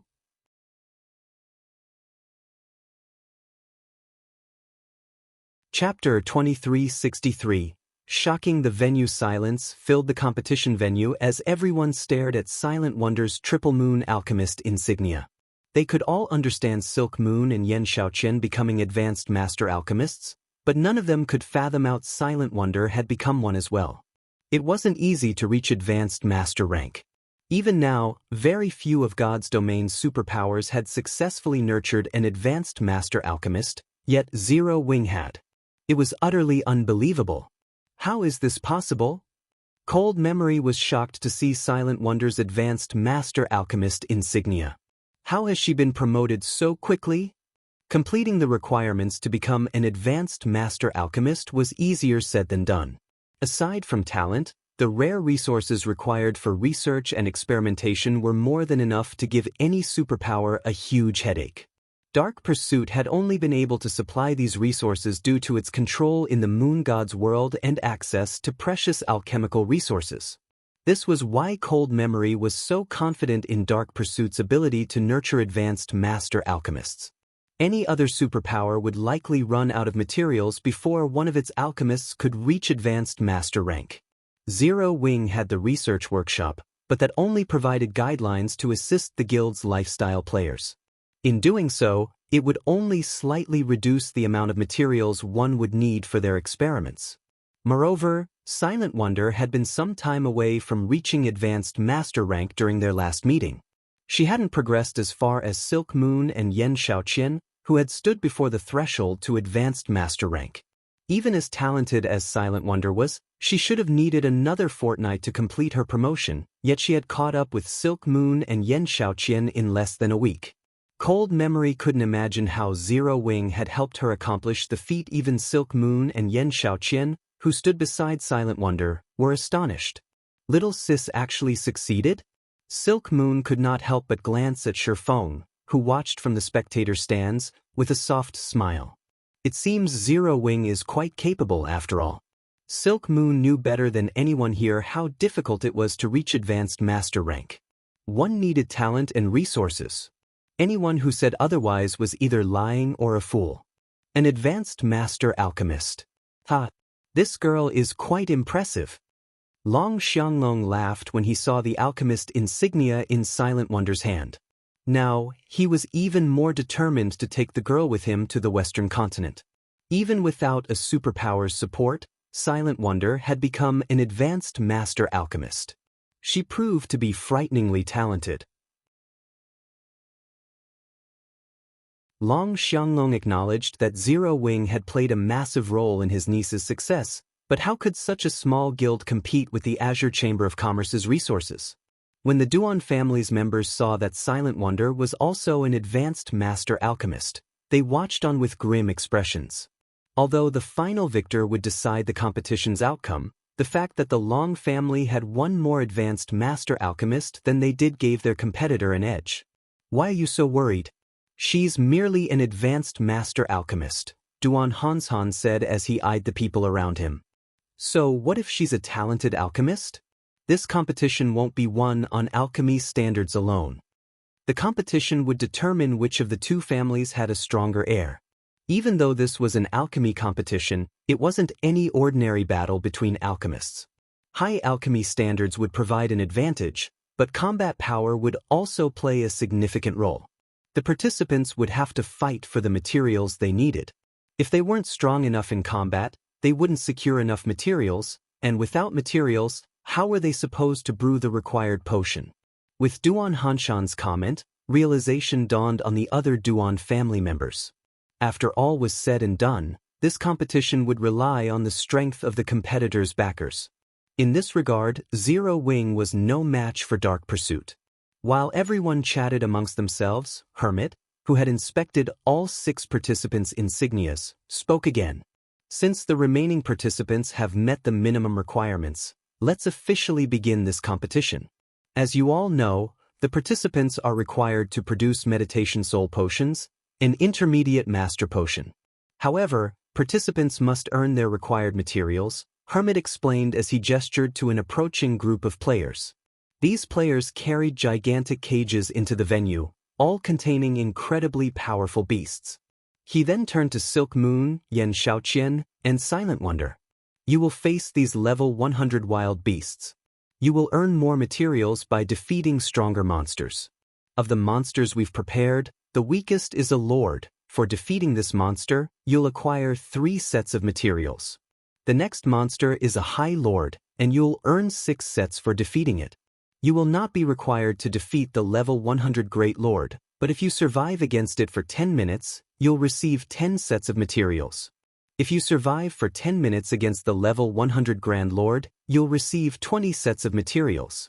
However, you will only have one chance to challenge a monster, so choose wisely. As Hermit finished his explanation, a commotion erupted in the venue. The Azure Chamber of Commerce is so generous. It's captured so many level 100 wild beasts. Crap, isn't this challenge a little too difficult? Not even level 100 Refinement Realm experts can defeat a level 100 Lord one-on-one, yet it's the weakest monster here. Do the participants even stand a chance? The various superpowers felt a cold chill when they saw Azure's level 100 wild beasts. Capturing wild beasts to tame as mounts was extremely difficult, especially at such a high level. Ordinary powers couldn't afford to spare the amount of manpower the task would require, yet Azure used these precious level 100 wild beasts to test its heir's strength. Even the various superpowers upper echelons thought this competition was absurdly difficult. At this stage of the game, level 100 peak experts would, at most, be strong enough to challenge a level 100 High Lord. If they encountered a level 100 Great Lord alone, they'd have no choice but to flee. Even worse, lifestyle players had far less combat power than actual combat players. Whether or not Silk Moon and the others could fight a level 100 Lord was already questionable, not to mention a High Lord. The various superpowers members couldn't help but glance at Silent Wonder in pity. Of the 3 remaining participants, only Silent Wonder was under level 100. Other experts might be impressed that she had reached level 99, but it put her at an overwhelming disadvantage in this competition. Although there was only one level between level 99 and 100, the difference between the strength one could command at those levels was tremendous. A level 100 player would have far more control and flexibility than a level 99 player, and the difference between the basic attributes provided by equipment was just as drastic. I had never thought you'd become an advanced master alchemist before the competition as well. Had you joined Dark Pursuit, we might have been rivals in this competition. However, it seems you'll just be watching from the sidelines, Yen Xiaoqian said, chuckling. If you have to assign blame, blame yourself for being so stubborn. Rather than accept Dark Pursuit's invitation, you chose to remain with a non-superpower like Zero Wing. Everyone has constantly compared Silent Wonder and Yen Xiaoqian, assuming one of them would win this competition. However, their guilds were simply on different levels. Now, only Silk Moon had a chance of giving Yen Xiaoqian a run for her money. Silk Moon was powerful in every aspect and had been known as an unrivaled genius. Unfortunately, she had become quite strange after surviving an illness a few years ago. Now, Yen Xiaoqian didn't even think of Silk Moon as a competitor. Cold Memory and South Dream watched the 3 participants, frustrated.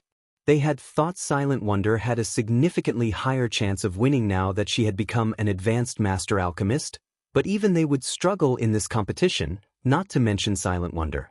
Pick a difficulty. Remember, you only have one opportunity.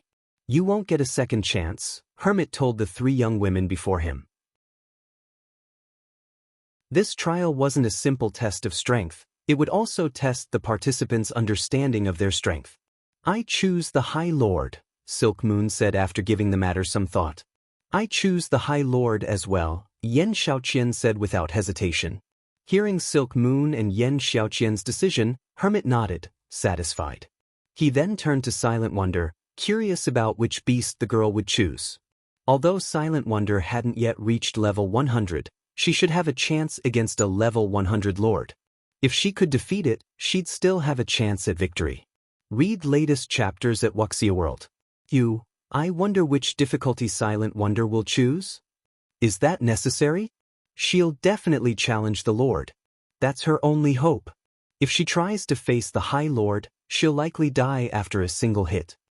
I guess you're right. She's talented, but it's a pity she only has 0 wing support. If she were backed by a superpower, even an ordinary one, she might have had a chance against Silk Moon and Yen Xiaoqian. Quietly, the audience discussed Silent Wonder's situation, glancing at Shifeng with mocking sneers. So what if Zero Wing were supported by Giant's Heart? In the end, Zero Wing's weakness would be exposed before them all. While everyone softly talked among themselves, Silent Wonder had made her decision and looked at Hermit, announcing, "I choose the Grand Lord."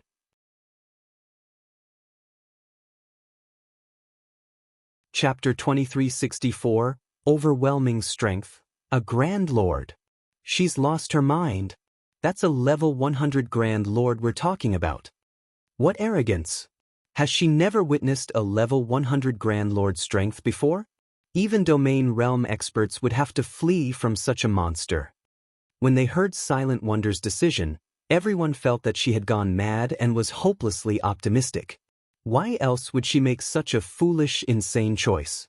Even the various superpowers expert teams had trouble with level 100 monsters at this stage of the game. No player could solo a level 100 Great Lord, much less a Grand Lord. Wonder is being too impulsive. Long Xianglong could only shake his head and sigh at his niece's decision. Although Hermit had presented 4 choices for the competition, as someone who had fought in level 100 neutral maps, he knew that there were really only 2 viable difficulties. The bit about surviving for 10 minutes was a joke. Level 100 peak experts wouldn't even survive more than 3 minutes against a level 100 Great Lord, much less against a Grand Lord. Moreover, Silent Wonder and the others were lifestyle players, who rarely engaged in combat. What is Wonder thinking? Even if she's trying to improve Zero Wing's prestige, does she really need to choose a Grand Lord to do it? Cold Memory muttered, baffled. Cold Memory understood the reason behind Silent Wonder's decision. Many of the spectators here lamented over the fact that Zero Wing, not a superpower, backed her. She must have found these opinions offensive and chose to challenge a Grand Lord to prove Zero Wing's strength. However, Cold Memory was confused that Silent Wonder had chosen the Grand Lord instead of the Great Lord. She had better chances against the Great Lord, even if they were still quite slim, than she had against a Grand Lord.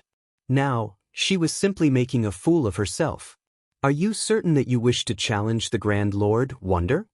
Hermit, who was just as surprised by the girl's decision, asked for confirmation.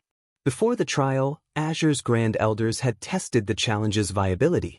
They had come to the conclusion that the highest difficulty challenge would be utterly impossible for current players. That's right. I choose to challenge a Grand Lord, Silent Wonder declared. Both Silk Moon and Yen Xiaoqian gave Silent Wonder strange looks. They had never thought that her choice was a serious one. It seems you'll never change, Wonder. It's a pity that you'll only find yourself in a dead end, Yen Xiaoqian said.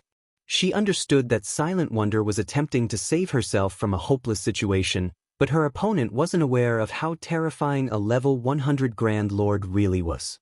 She, on the other hand, had encountered such a monster personally when she had accompanied her guild's main force on an expedition.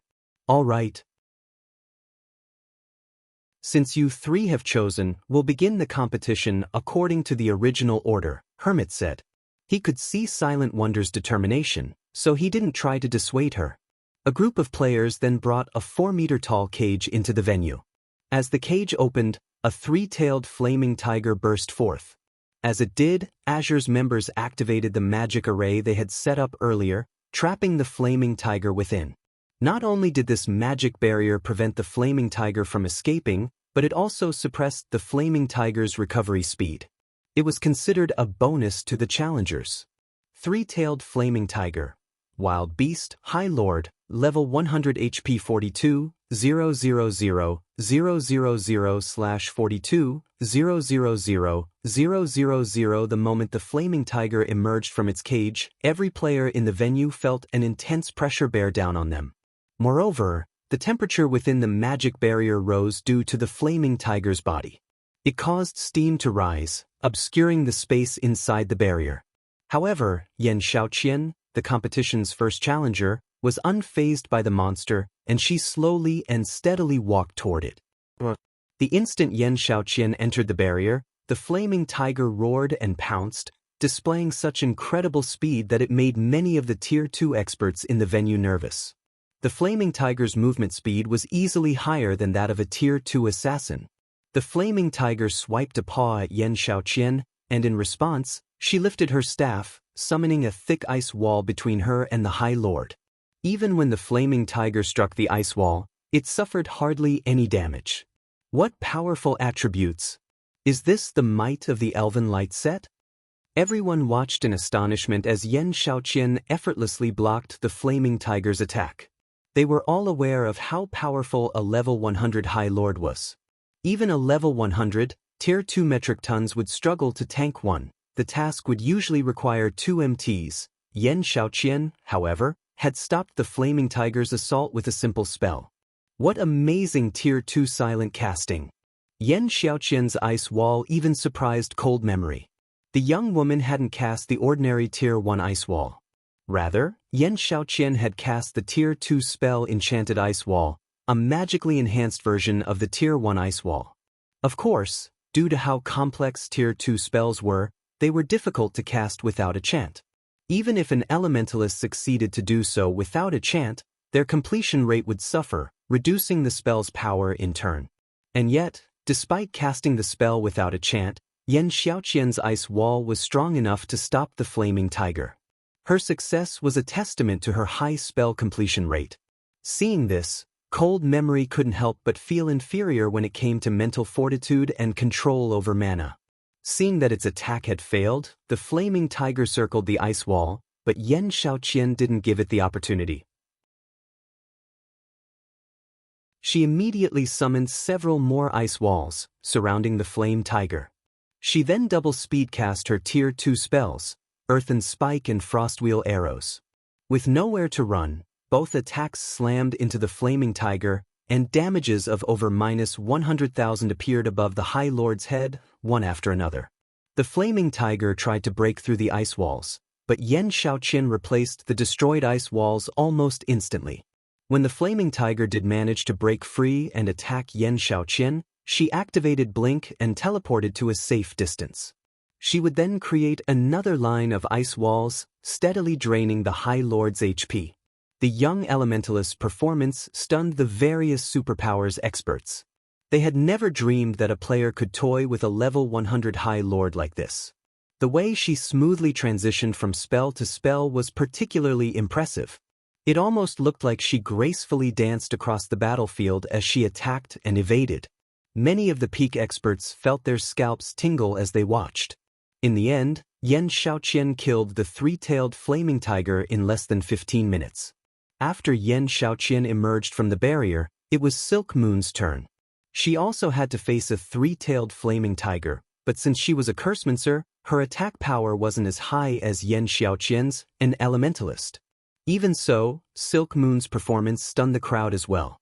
During her battle with the flaming tiger, she cast a variety of spells to reduce the High Lord's mobility, reaction speed, strength, and agility. To everyone's surprise, Silk Moon was also a domain realm expert.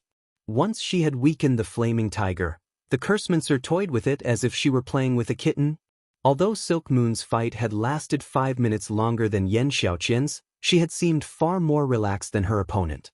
After the battle, the spectators burst into a heated discussion. Shortly after Silk Moon's fight, Azure's members brought in a 10-meter-tall cage, which attracted everyone's attention immediately. Before they opened the cage, Azure's members strengthened the magic array, which became so powerful that the mana density around it increased slightly. As the cage opened, a 9-meter-tall bear walked onto the battlefield. It was covered in pitch-black fur, and runes hovered around its body. When the crowd felt the bear's frightening aura, they felt chills crawl down their spines.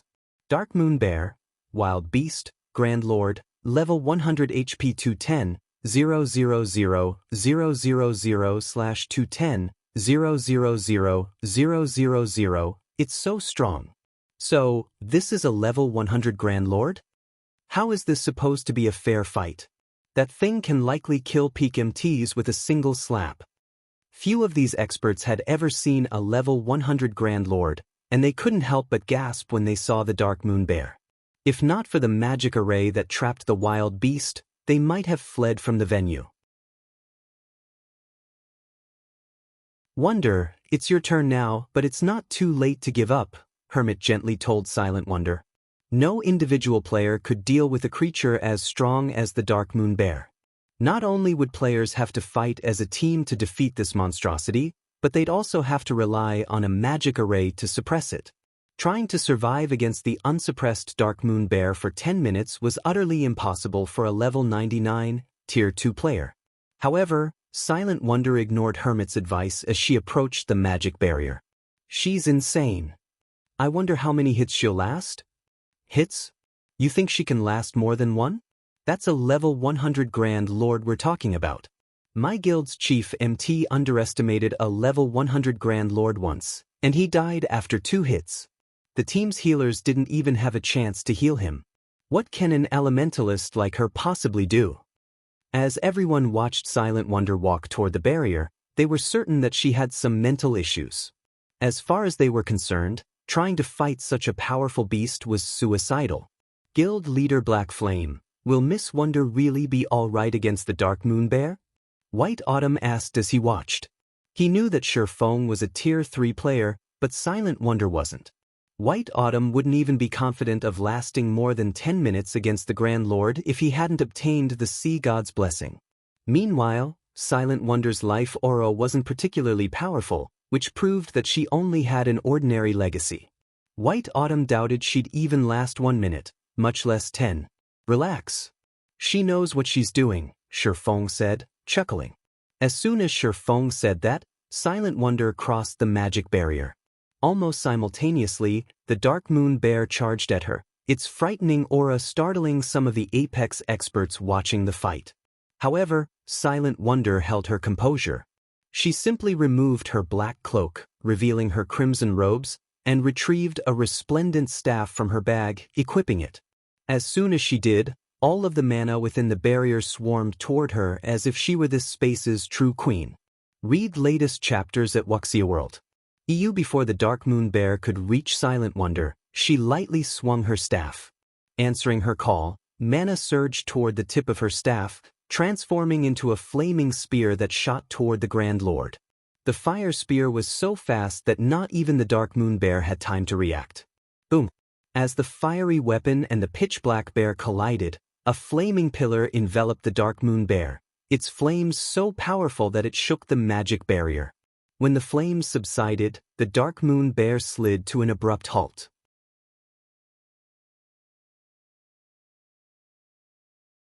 Chapter 2365. Humanoid Monster. Although the Dark Moon Bear had simply halted its charge as a result of Silent Wonder's attack, the spectating crowd gaped in shock. As if time had stopped, silence fell over the competition venue. How is that possible? What did she do? Even Duan Hans Han, Long Xianglong, and White Autumn were shocked, not to mention the various superpowers experts. Even a 100-man team of level 100, Tier 2 experts would be annihilated if they tried to challenge a level 100 Grand Lord without a magic array, yet Silent Wonder stood against such a beast alone. Despite being only level 99, Silent Wonder had stopped the Dark Moon Beast's charge with a single spell.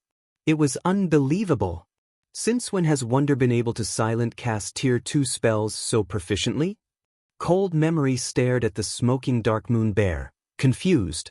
Although the power of Silent Wonder's spell had surprised Cold Memory, she was more surprised by the young elementalist's silent casting. When one cast a spell without chanting, they sacrificed a significant percentage of their spell completion rate. Achieving an 80% completion rate as Yan Shaoqian had was already impressive, yet Silent Wonder had gone a step further and cast her spell with more than a 90% completion rate. Cold Memory knew this because the Tier 2 spell, Flame Spear, only generated a fire pillar on impact if the caster achieved a 90% completion rate or better. Not even Silk Moon, a domain realm expert, could accomplish the feat. However, of everyone in the venue, Silent Wonder was the most shocked to see this outcome. So, This is the power of a fragmented legendary weapon? Silent Wonder's heart pounded as she glanced at the brilliant silver in her hand. Shi Feng had secretly passed her the weapon before she had walked onto the battlefield. She had nearly stumbled when she had seen the staff. A fragmented legendary weapon. The various superpowers constantly searched for such a weapon, and not even the Azure Chamber of Commerce had found one, yet Zero Wing had. She had seen many powerful epic weapons, but they weren't even in the same dimension as Brilliant Silver. Setting aside the staff's attributes, Brilliant Silver's passive skills made it far stronger than an epic weapon. Thanks to Soul Transition, she now possessed a Tier 3 soul, and as a result, her spells were much easier to cast. With the bonus to her mana body as well, she had more control over mana than ever before. Before the spectators could recover from their daze, the Dark Moon Beat charged at Silent Wonder again, giving the Elementalist no time to prepare. The Grand Lord was clearly furious, and when it was only 30 yards from Silent Wonder, it jumped into the air and launched a mana-filled swipe at the young woman. A translucent paw of mana formed in the air, and many of the watching experts despaired. Not only was this paw incredibly fast, but it also covered a 20-yard radius. Dodging the attack would be utterly impossible. As the paw manifested, it contained enough power to rip apart space itself. If they were to receive such an attack, they'd be left without a body to bury. However, before the mana paw could land, Silent Wonder waved her staff and cast Enchanted Ice Wall, and a crystalline wall appeared before her immediately. Boom! The battlefield trembled for a moment after the Dark Moon Bear's attack struck the ice wall, shaking the venue with the sound of a massive explosion. Impossible! How high are her attributes? Is she a monster? Everyone was flabbergasted as they stared at the ice wall, which only bore a few minor cracks. When Silent Wonder had stopped the Dark Moon Bear's first charge, they had been able to chalk it up to her luck, assuming she had simply struck a weak spot. However, they had no excuses for her performance in stopping the Dark Moon Bear's mana paw attack with her Enchanted Ice Wall. And yet, they still couldn't believe what they were seeing. It was absurd to think a level 99, Tier 2 Elementalist could have the basic attributes to rival a level 100 Grand Lord. Nobody would believe this story. I'm impossible. How are her basic attributes so high? Yan Xiaoqian, who watched from outside the barrier, couldn't believe her eyes. Yan Xiaoqian's equipment definitely ranked among the very best in God's domain right now. Even the various superpowers domain realm monsters would likely be no match for her in this regard. However, she could only fight a level 100 High Lord at best, yet Silent Wonder stood her ground against a level 100 Grand Lord, 2 ranks higher than a High Lord. How could she possibly believe this was true? Even Cold Memory and South Dream were dumbfounded. Just what kind of guild is Zero Wing to enable a level 99 player to stand against a level 100 Grand Lord? Cold Memory and South Dream could not help but turn to look at Shi Feng. They had never imagined that Zero Wing would have such a sturdy foundation. For a time, they were overwhelmed with curiosity about the guild. Zero Wing was merely a pseudo-superpower. It had already been amazing that Zero Wing's ability to nurture lifestyle players rivaled Dark Pursuit. Now, it proved that it could procure better weapons and equipment than what Dark Pursuit could get their hands on. It was utterly unbelievable. Everyone already realized that Silent Wonder would win this competition. If Silent Wonder could block the Dark Moon Bear's attacks, surviving for 10 minutes would not be difficult. In other words, she would earn the 20 sets of materials, whereas Silk Moon and Yan Xiaoqian would only have 6 sets each. Zero Wing, is it? Meanwhile, Duan Hanshan and Long Xianglong could not help but glance Shi Feng's way. First, the man had received a friendly greeting from White Autumn, and now, Silent Wonder put on an outstanding display. Regardless of their personal feelings, Duan Hanshan and Long Xianglong had to take Shi Feng seriously. Rather than focus on Zero Wing, the various superpowers were curious about Silent Wonder's equipment. Her equipment is definitely extraordinary if she can block a level 100 Grand Lord's attack at level 99. One wonder what kind of equipment she is wearing? The magic runes on her robes seem to match. I suspect she's wearing set equipment, but which set? If I could get my hands on a set like that, neither my Tier 3 promotion quest nor defeating field bosses would be a problem. For a time, the various superpowers experts watched Silent Wonder in envy. If they had such incredible set equipment, they could roam level 100 neutral maps without fear. Guild Leader Black Flame, may I know what set equipment Miss Wonder is using? White Autumn curiously asked. It has gathered so much of the ambient mana. Naturally, he shared the same thoughts as the various superpowers.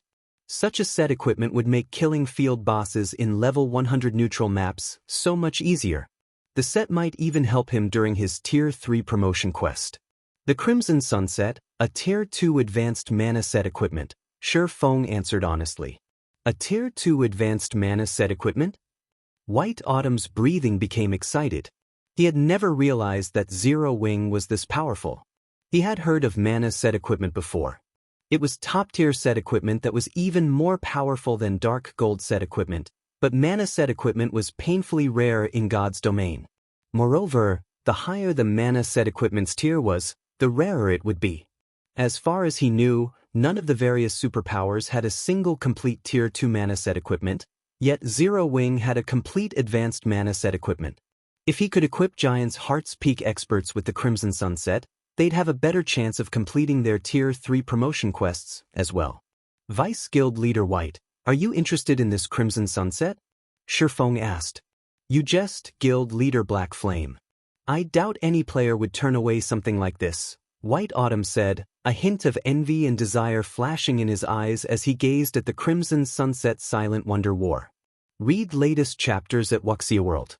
If you want one, Zero Wing has a few, Shi Feng calmly stated. Zero Wing certainly needed the Crimson Sunsets, but it needed money more. Since a wealthy guild like Giant's Heart was willing to work with Zero Wing, Shi Feng wouldn't mind selling the guild a few of the sets. Really? White Autumn was instantly excited about the prospect. How many sets can you sell?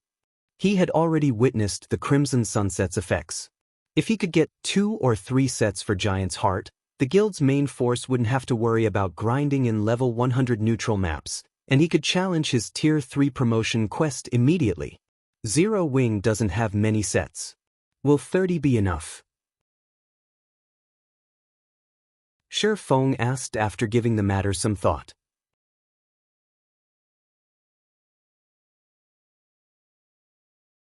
Chapter 2366, Unexpected Harvest, 30 sets. White Autumn stared at Shi Feng with wide eyes, utterly baffled. He would have already been impressed if Zero Wing could afford to part with 2 or 3 sets. After all, they were talking about advanced mana set equipment, which was far rarer and more valuable than level 95 Dark Gold set equipment. Yet, Shi Feng had just offered to sell him 30 Crimson Sunsets? That's right, 30 sets, Shi Feng said, chuckling at White Autumn's dazed expression. Each Crimson Sunset will cost 15,000 gold and 10,000 magic crystals. What do you think, Vice Guild Leader White? Although the Crimson Sunset was extremely valuable, each set could, at most, fetch him around 30,000 to 40,000 gold. He wouldn't make any profit if he only sold a handful of sets, but selling 30 at once would be a huge windfall for Zero Wing. Of course, he could auction off the Crimson Sunsets. He'd definitely earn more money from each set if he did, but he didn't want too many powers to get their hands on the equipment, helping their experts complete their Tier 3 promotion quests much sooner. Ultimately, that wouldn't benefit Zero Wing. So, a total of 450,000 gold and 300,000 magic crystals? White Autumn realized what Shi Feng implied. Can I buy 100 sets, then? Even a fool could tell that Zero Wing had the ability to produce the Crimson Sunset. When White Autumn thought about the Crimson Sunset's potential mass production, he shuddered. Even if mass production wasn't possible, just being able to craft the sets was frightening. The fact that Zero Wing didn't want to share the Crimson Sunset with the various powers made this an excellent opportunity for him and Giant's Heart. If he could secure 100 Crimson Sunsets for Giant's Heart, not only could he satisfy his guild's experts who intended to challenge their Tier 3 promotion quests, but he could also arm the guild for exploring level 100 neutral maps. 100 sets? Shi Feng rolled his eyes. Secretly, however, Giant's heart's wealth shocked him. He said, "Producing the crimson sunsets is incredibly difficult and requires precious materials. At most, I can sell up to 50 sets, but the price will be different for that many. A handful of crimson sunsets wouldn't be overly helpful to a guild, but dozens of sets would be a different story." This was especially true as players began to reach level 100. The benefits of several dozen crimson sunsets were unimaginable. "May I know how much you intend to charge?" White Autumn asked, smiling. The price change didn't surprise him in the least. "If you want 50 sets, it'll cost you a total of 900,000 gold and 600,000 magic crystals," Feng said after giving the matter some thought. If he had 900,000 gold, he would have enough capital to develop his territory in the Cold Spring Canyon. Meanwhile, with the 600,000 magic crystals, he could forge a new batch of crimson sunsets. "All right, deal," White Autumn answered without hesitation. It might be a significant price increase, but 50 crimson sunsets would give Giant's Heart a massive edge over the other superpowers when it came to nurturing Tier 3 players and exploring level 100 neutral maps. White Autumn was confident these crimson sunsets would also help the guild compete with Pride Empire on land. White Autumn and Feng then signed an agreement. Even for a superpower, 900,000 gold and 600,000 magic crystals was a huge sum, and it would take White Autumn some time to collect the payment. Feng was quite satisfied. He hadn't expected his trip to the Dark Hills to net him so much gold and magic crystals. After this competition, he could turn his focus to the Cold Spring Canyon's development. Once he solidified his hold on the Cold Spring Canyon, Zero Wing wouldn't have to worry about contending with the various other worlds' invading powers. The guild's development speed might even reach new highs thanks to the canyon's resources. While Feng and White Autumn had been negotiating, Silent Wonder won the competition. Since the moment she had stepped onto the battlefield with the Dark Moon Bear, the competition's outcome had been decided. Xianxia was a talented alchemist, but she had only earned 6 sets of materials to work with. In the end, she had only produced 3 bottles of meditation soul. Silent Wonder, on the other hand, had produced 6 bottles before she had even used all 20 material sets. Even though Silent Wonder had won by a landslide, the other members of the Azure Chamber of Commerce couldn't believe the outcome. "Big Sis Jade, this is our chance. Now that Silent Wonder has won, the Long family has secured its rule over Azure. Naturally, Zero Wing will benefit from this," the blue-clad assassin beside Jade Bamboo said. "Although we can't become members of Azure, we can ally with Zero Wing and use Azure's channels through the guild. With how intense the competition in God's domain is becoming, I doubt Zero Wing would turn us away." The Azure Chamber of Commerce had access to both of the main continents and had even more resources on hand than some super guilds. The Eastern continent's various superpowers were particularly eager to obtain resources from the Eastern continent. Meanwhile, the other world's various powers were rapidly expanding on the main continent. If Zero Wing collaborated with their Adventurer Alliance, the alliance could provide additional security for the guild. It was a benefit that many first-rate guilds and pseudo-superpowers needed but failed to acquire.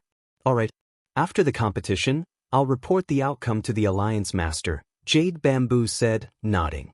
Meanwhile, Xianxia stood on the competition grounds, still dazed. She had never dreamed that she would lose so miserably.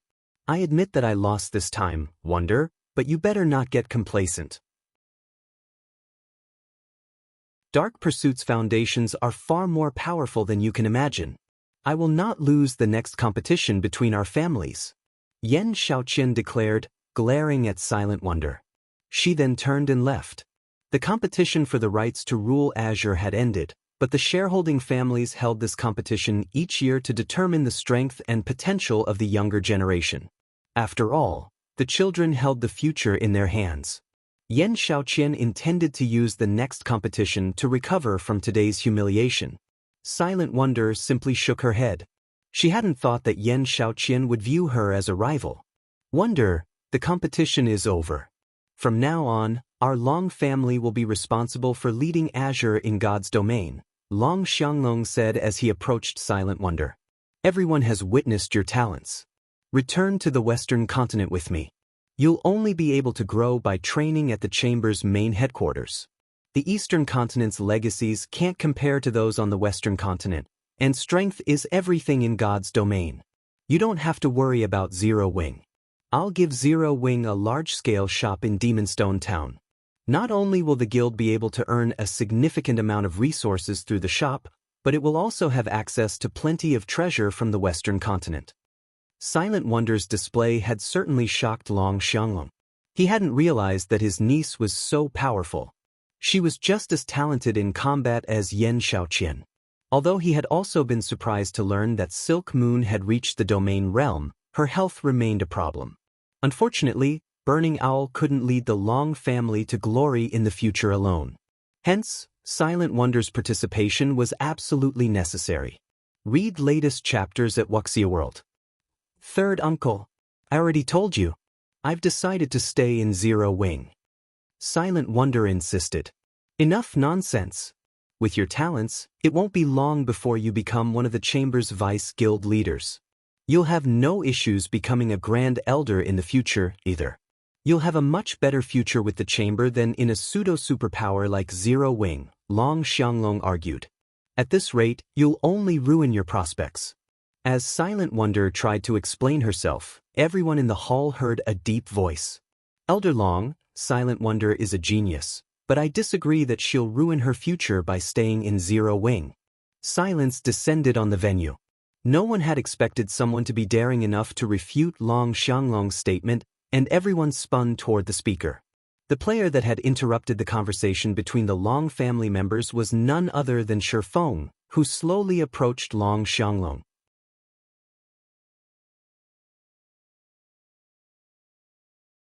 Chapter 2367, Sword King? How dare he? Everyone in the venue looked at Shi Feng as if he were a fool.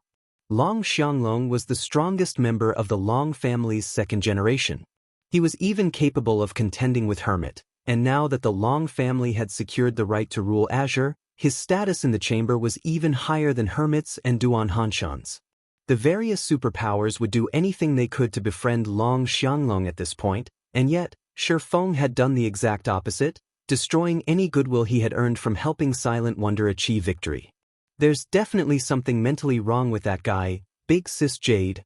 After that outburst, Zero Wing had likely lost any access to Azure's resources, the blue-clad assassin beside Jade Bamboo said, frowning.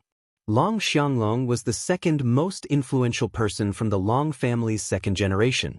He had the authority to decide much regarding the family's and Azure's future. Even if he decided against attacking Zero Wing after Shi Feng's offense, it was almost certain that the guild wouldn't get anything from the Azure Chamber of Commerce. Everything Zero Wing had invested in this competition was for naught. What is he thinking? Jade Bamboo felt as if she were going mad as she watched Shi Feng. Does he think that helping Silent Wonder win this competition is enough to stand on equal footing with Long Xianglong? Earlier, Duan Hanshan hadn't called Long Xianglong Lunatic Long because the man was a fighting maniac, but because of the way he conducted himself. Once Long Xianglong decided to do something, no one could dissuade him. He would try to achieve his goal at all costs.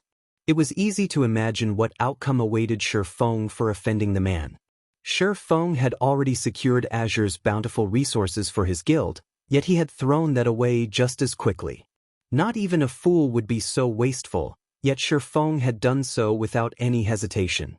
Jade Bamboo had just finished her report to her alliance master and proposed a partnership with Zero Wing, too. I knew this kid wouldn't play by the rules. This is going to be interesting, Duan Hanshan said, grinning. Duan Hanshan was known for how protective he was of his faction's members in the Azure Chamber of Commerce, but he also knew how to view the bigger picture and prioritize. Long Xianglong, however, didn't. The man only prioritized his own goals, which was why Duan Hanshan didn't want to quarrel with him. While whispered discussions filled the venue, Long Xianglong turned toward Shi Feng. What? Do you think I'm wrong? Long Xianglong asked in a warning tone. With those words, everyone felt a chill crawl down their spines. Long Xianglong hadn't said much, but they could all hear his rage. They had no doubt that the man would attack anyone who dared to speak up. And yet, When Burning Owl heard the warning, he wiped the sweat from his brow and sighed in relief. Thank goodness Third Uncle didn't just attack, but Black Flame should know how to back off. Burning Owl was very familiar with his third uncle's general attitude. It always gave him huge headaches when he had to deal with the man. He had thought his third uncle would have attacked Shifeng without a second thought. Fortunately, Long Xianglong had held back out of respect for Silent Wonder. Even an ordinary expert would realize what the man was thinking as they faced his third uncle's frightening killing intent. As long as Shifeng had half a brain, he should know how to respond. However, Shifeng's reply dumbfounded Burning Owl and the various superpowers upper echelons. That's right. That assumption is incorrect, Shifeng immediately replied. Wonder might be able to develop well in Azure, but her development in Zero Wing would be just as successful. Silent Wonder's talent went without saying. Not only had she been one of the 10 great Grandmaster Alchemists in the past, but she had also been a Tier 5 powerhouse. Even the various superpowers had been helpless against her without dispatching a Tier 6 God-ranked expert. Although the Azure Chamber of Commerce had a foundation that rivaled super guilds, Zero Wing was just as capable of nurturing experts. After all, Zero Wing had the extraordinary tower. None of the various superpowers had this advantage, and the Realms of Truth were far more beneficial to magical class players like Silent Wonder than the Realms of Refinement. If Silent Wonder could master the Realms of Truth, she would gain strength far beyond that of reaching the Domain Realm. This was the very reason that Violet Cloud commanded more combat power than Fire Dance and Gentle Snow, despite having the same combat standards. Of course, as soon as Shifeng finished his statement, silence returned to the venue. Is his brain broken? Burning Owl nearly cursed aloud when he heard Shifeng argue. Not once, but twice. Shifeng had provoked his third uncle twice. It's no wonder why this kid dared to provoke me earlier. It seems he had no fear of death. Duan Hanshan was stunned by Shifeng's response. Even he was afraid of provoking Long Xianglong. The only people that could keep the man in check were the Long family's old man and Azure's guild leader. Long Xianglong didn't respect anyone else and typically did as he wished. While the various superpowers upper echelons watched, their envy of Zero Wing vanished instantly. Now, they merely laughed and ridiculed Shifeng's ignorance. Even Silk Moon, who had watched this play out in silence, gave Shifeng a strange look. You're quite interesting, young man. I don't know how many years it's been since someone has spoken to me like that, Long Xianglong said, flashing Shifeng a wrathful grin. You must be confident in Zero Wing's strength since you think it can help Wonder's development as much as Azure, right? In that case, why don't you show me this strength? Third uncle.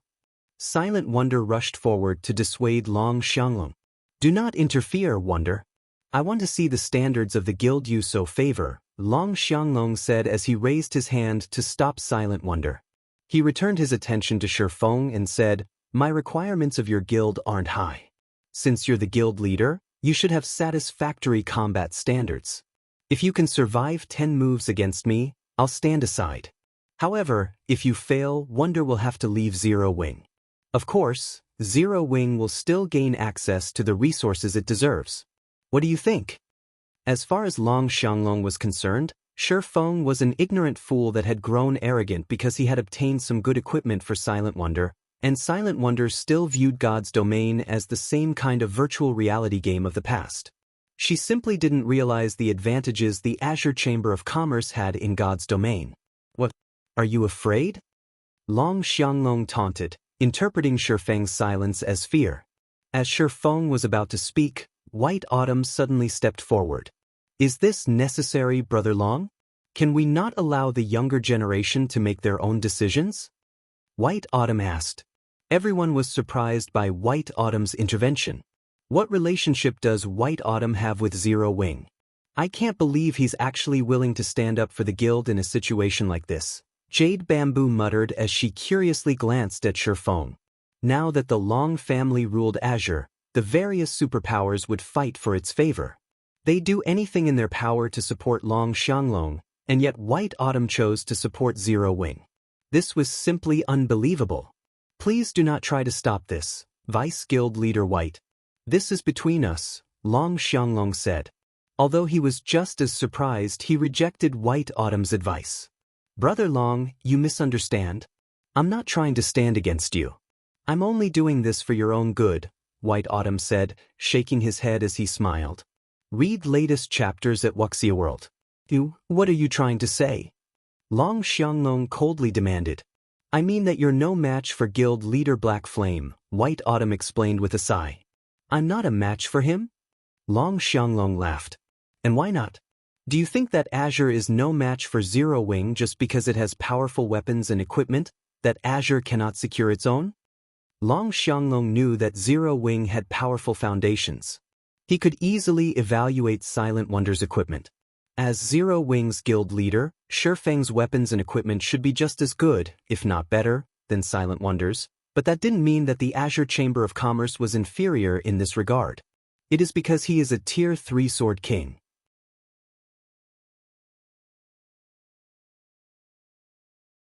Chapter 2368.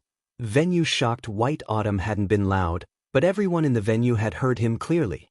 They immediately turned toward Shifeng in astonishment. "He's reached Tier 3. Impossible." Instinctively, they refused to believe White Autumn's claim, especially the furious Long Xianglong. He assumed White Autumn was trying to trick him. Is White Autumn joking? How can that kid be Tier 3? Not even Duan Hanshan believed White Autumn's statement had been serious. Apex experts like Duan Hanshan had been fighting to reach Tier 3 for a while, yet even now, he wasn't confident of completing his promotion quest and intended to train for a while longer. Meanwhile, Shifeng was merely the guild leader from a pseudo-superpower. He had nowhere near as much access to resources as Azure's Grand Elders. It'd already be impressive if the young man had reached level 100. Not to mention Tier 3. However, Hermit suddenly stepped forward and confirmed, he is indeed a Tier 3 Sword King. Shocked silence filled the venue again after Hermit supported White Autumn's statement. Not only had White Autumn claimed that Shifeng was a Tier 3 player, but now Hermit, one of Azure's Grand Elders, agreed. Either these two men were playing a joke, or they were telling the truth. However, Hermit should have no reason to lie with his status and position. Everyone turned to stare at Shifeng, their expressions changing. Rather than seeing a simple pseudo-superpowers guild leader, they saw Shifeng as a Tier 3 powerhouse that could effortlessly slaughter Tier 2 players. It's no wonder why Hermit turned a blind eye to his earlier transgression. So, he's a Tier 3 Sword King? Realization dawned on Burning Owl. Hermit was famous for his strict nature in the Azure Chamber of Commerce. He wouldn't tolerate an outsider killing one of Azure's peak experts, yet he had done precisely that at the Dark Hills checkpoint. He had even admonished the surviving peak experts that guarded the checkpoint.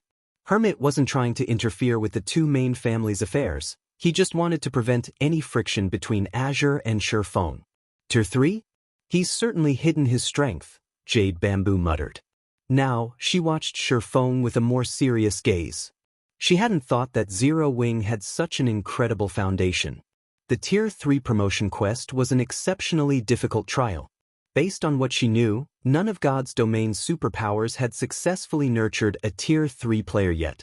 If Shifeng were truly a Tier 3 player, her Adventurer Alliance would need to re-evaluate the potential partnership with Zero Wing. Meanwhile, Long Xianglong's complexion shifted between red and white. He was silent for a long moment, but eventually he gritted his teeth and glared at Shifeng. "Excellent. You actually tried to trick me." Even he would have to flee from a Tier 3 player.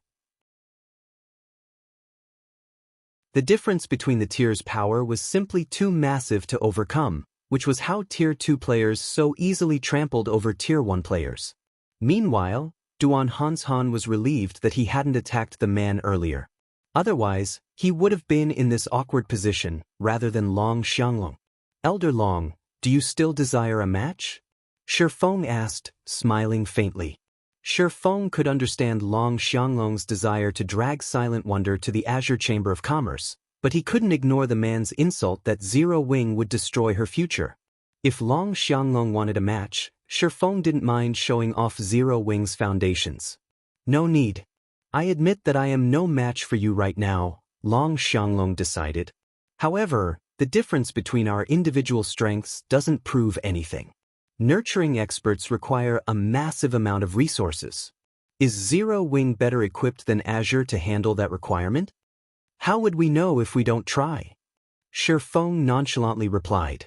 Azure had a lot of resources, but Zero Wing wasn't as unprepared to nurture experts as it had been in the past. This was especially true now that Zero Wing had accumulated a huge stockpile of Primal Void stones. Once the guild constructed a combat room with those stones, it would be just as capable of nurturing experts as current superpowers.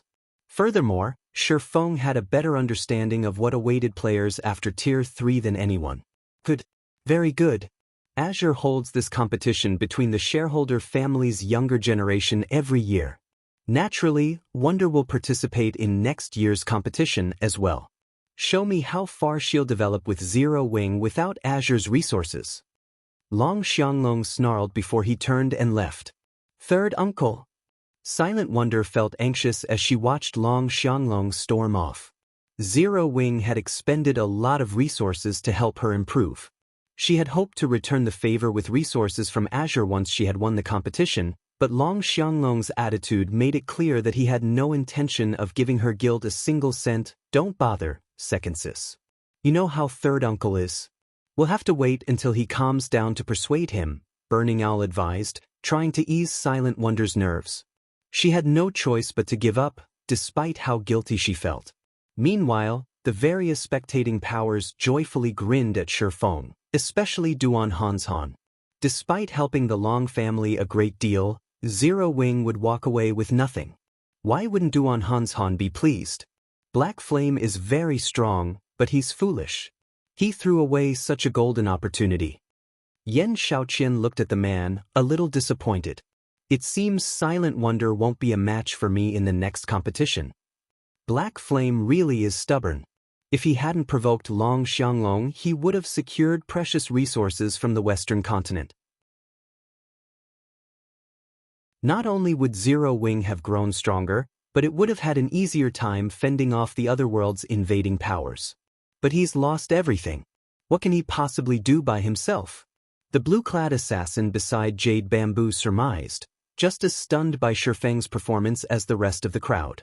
Read latest chapters at Wuxia World. Shifeng might be very strong and deserve respect for reaching Tier 3 so soon, but he'd only have that advantage for a short time. His status as a Tier 3 player would be meaningless once the various superpowers experts were the same tier. How exactly did Zero Wing intend to compete with the Azure Chamber of Commerce then? Jade Bamboo nodded in agreement. She had planned to convince her alliance master to negotiate a partnership with Zero Wing, but it seemed that it was no longer necessary. Similarly, the other superpowers that intended to approach Zero Wing about an alliance dismissed the idea. Shifeng didn't remain in Demonstone Town after Azure's competition reached its end. He and Silent Wonder immediately teleported back to White River City. Since the very beginning, he had never viewed Demonstone Town's resources as important. He had only one thing on his mind, his territory in the Cold Spring Canyon. Once he developed the area, the resources Azure could offer would pale in comparison.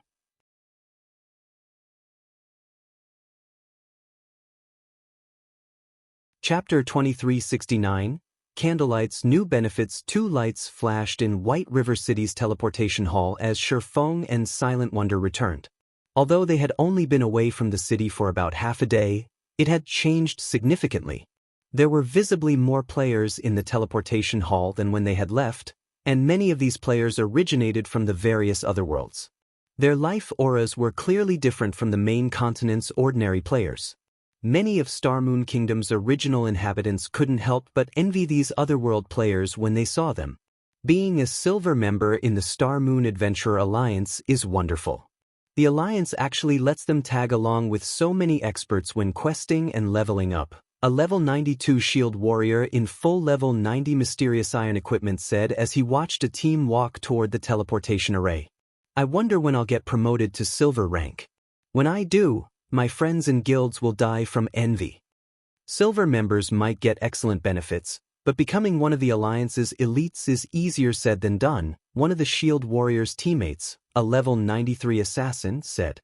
Major powers from several other worlds founded the Starred Moon Adventurer Alliance recently, and they've made huge investments in the alliance. As a result, they've substantially raised the requirements to reach silver rank. You only used to need to reach the Trial Tower's 5th floor to become a silver member, but now, you need to reach the early stage of the Trial Tower's 6th floor. That's old news. I've heard they've recently raised the bar to the 6th floor's middle stage, and you need to make significant contributions to the alliance. Isn't that a little too much?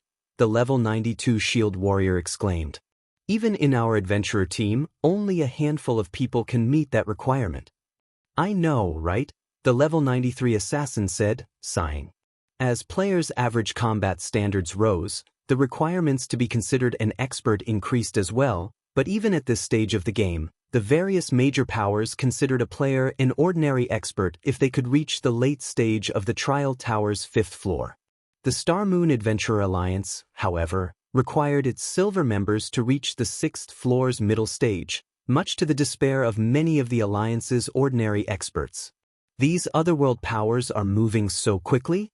Shi Feng was surprised when he overheard the conversation.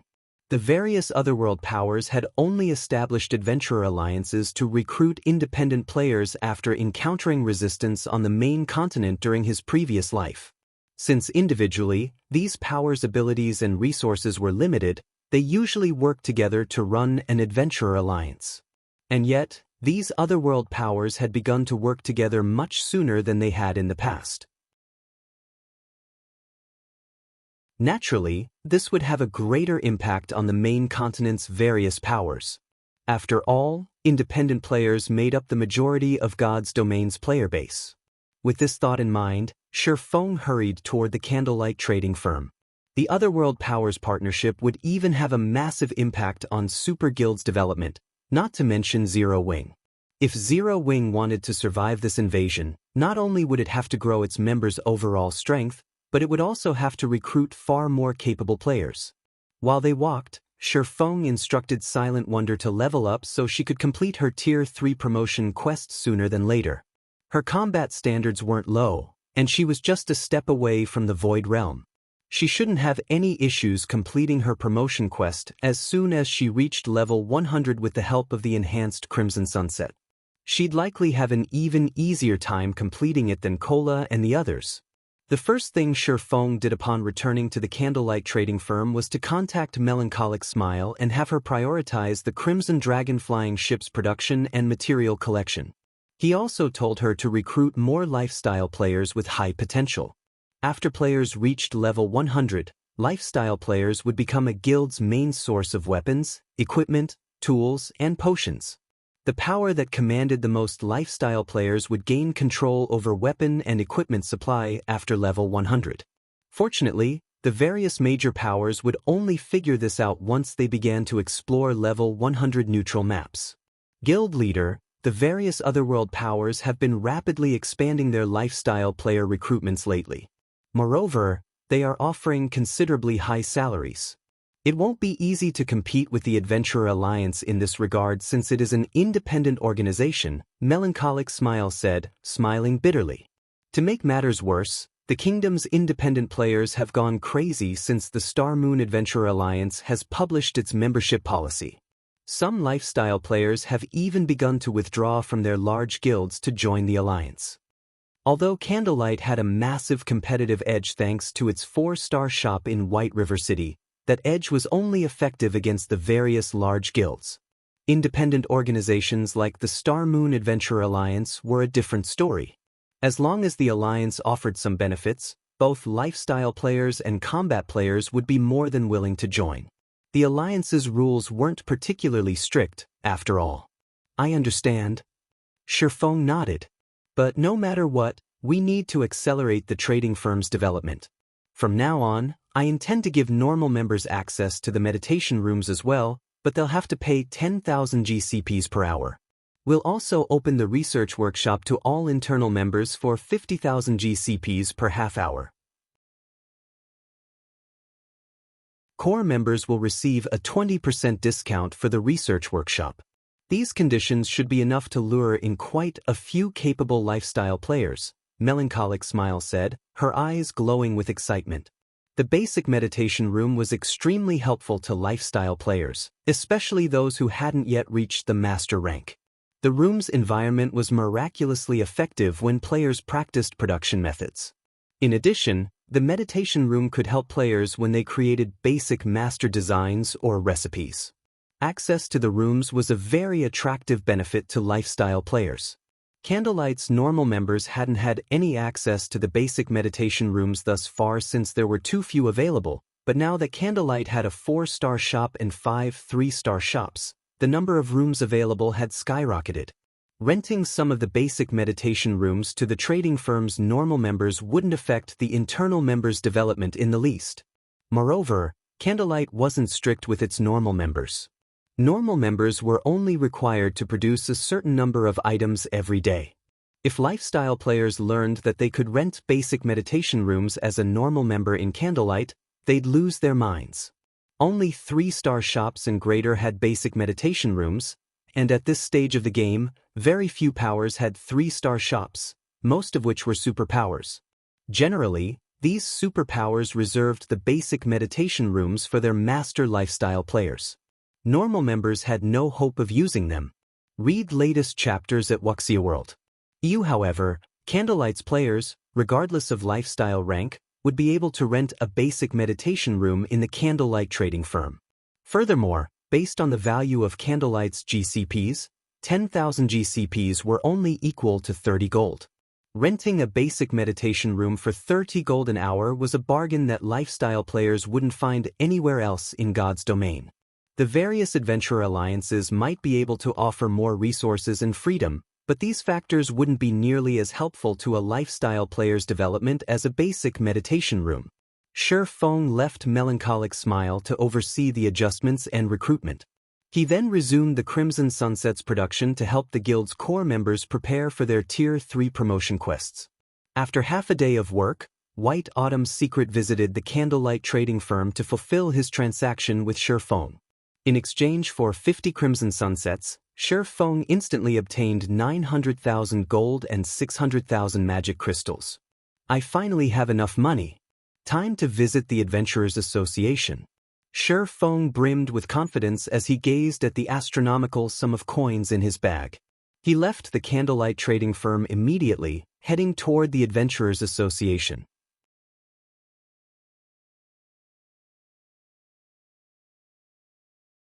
Chapter 2370, Night Division takes shape. White River City, Adventurers Association. Due to the new Star Moon Adventurer Alliance in Star Moon Kingdom, White River City's Adventurers Association had become extraordinarily lively. When Shi Feng arrived, he spotted teams entering and leaving the building. Nearly half of these players were from other worlds. There were now many times more otherworld players than there had been several days ago. Moreover, every one of these otherworld players was impressively strong, with the lowest level among them level 98, while many had already reached level 99. These otherworld players' average level was far higher than the local players.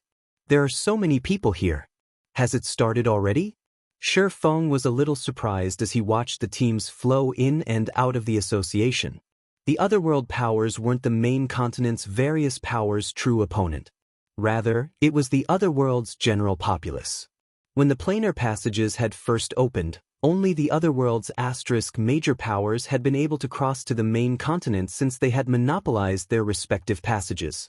However, as the passages activated fully, not even those major powers could control them completely, and as a result, players surged toward the main continent. Competition on the main continent had already been intense, and now, as powerful otherworld players joined the fray, it was easy to imagine the impact they had on the main continent's various powers. Players would especially fight over the resources in the various NPC cities. Take the Adventurers Association, for example. There were only so many high-ranked quests available, and with an increase in player population, it was natural that players would have fewer quests to complete. If resources became less available, the various large guilds' development would slow significantly. The guilds that hadn't bothered to focus on neutral maps, in particular, would suffer. This lack of resources would be fatal to them. This was why even superpowers had fallen prey to the otherworld powers in Shifeng's previous life. Even if the main continent's ordinary powers hadn't been directly affected by the invasion, the aftereffects had been more than enough to stagnate their development. Currently, Zero Wing had a wide sphere of development. The guild even had territory in neutral maps. Zero Wing shouldn't have any issues enduring the initial otherworld invasion. However, the guild still needed to be very careful with its operations. Otherwise, Zero Wing would suffer a severe developmental blow since multiple hostile superpowers were keeping an eye on it. Thinking up to this point, Shifeng entered the Adventurers Association. Administrator Lorraine, I wish to check the status of the night draft. Shifeng addressed the elven beauty that entered the VIP reception room he occupied. The 5,000 nights were crucial to his management of the Cold Spring Canyon. Although he had spent a lot of money to draft these nights, he hadn't bothered to visit the Adventurers Association since he hadn't had enough money. Finding willing and powerful NPCs wouldn't matter if he couldn't afford to hire them. Hiring NPCs for a night division wasn't like hiring NPCs as soldiers to protect a guild town. He would not receive any subsidies from the kingdom. It was like nurturing 5,000 personal guards. Without sufficient capital, he couldn't support the night division. Now, however, he had 900,000 gold on him, which should be, more or less, enough to establish his night division. This is the current status of your draft, Lorraine said, smiling as she handed Shifeng a thick stack of papers. He was dumbfounded when he saw the listed numbers on the summary sheet. Aren't these results a little too amazing? Shifeng couldn't believe his eyes. His draft had attracted 20,164 NPCs in total. Among them, 13,664 were Tier 2 Common Knights, 4,814 were Tier 2 Bronze Knights, 1,669 were Tier 2 Mysterious Iron Knights, 15 were Tier 2 Secret Silver Knights, and 2 were Tier 2 Fine Gold Knights. Shifeng had assumed he'd be fortunate to gain the interest of 5,000 NPCs with his draft. Recruiting NPCs wasn't easy, after all. Players that weren't one-star lords would have to spend 2 or 3 months to find enough interested NPCs. And yet, he had over 20,000 NPCs apply for the draft, and they were frighteningly high quality. Based on what Shifeng knew, most of the NPCs in a Superpowers Knight division would be Bronze Knights, with very few Mysterious Iron Knights. Mysterious Iron Knights were just as rare as Mysterious Iron Personal Guards. Only the Knight divisions that had been in place for a while had attracted Secret Silver Knights in the past, and one would have to be very lucky to find treasured Fine Gold Knights. Shifeng had never imagined that his simple draft would lure 15 Secret Silver and 2 Fine Gold Knights. If the various superpowers of the past knew about this, they'd go mad with envy. As for Tier 3 NPCs, recruiting such a being was painfully difficult in God's domain because they were considered powerhouses in the game. They qualified to rule over a small city. Naturally, they wouldn't be willing to lower themselves to becoming someone's knight. However, when Shifeng saw the prices to recruit these NPCs, his excitement vanished. The Bronze Knights only requested a weekly salary of 30 gold, with a 20 gold per week nurturing fee, but the Knights of higher ranks cost far more. Mysterious Iron Knights requested a weekly salary of 70 gold and a 30 gold per week nurturing fee. Secret Silver Knights requested a weekly salary of 150 gold and 50 gold per week nurturing fee, and Fine Gold Knights requested a weekly salary of 300 gold and 100 gold per week nurturing fee. If Shifeng hired the best available knights, maintaining his knight division would cost him 336,400 gold per week. Even superpowers would choke at this amount, and that didn't even include the cost of arming these knights. Lord Bronze Legatee, may I know who you wish to choose? Lorraine asked after Shifeng's long silence. I want all of the Fine Gold, Secret Silver, and Mysterious Iron Knights. Fill the remaining slots with Bronze Knights, Shifeng said, his heart aching as he spoke. Also, outfit the Secret Silver and Fine Gold Knights with epic equipment, and give the rest Secret Silver equipment. Fortunately, arming these knights cost as much as arming NPC soldiers.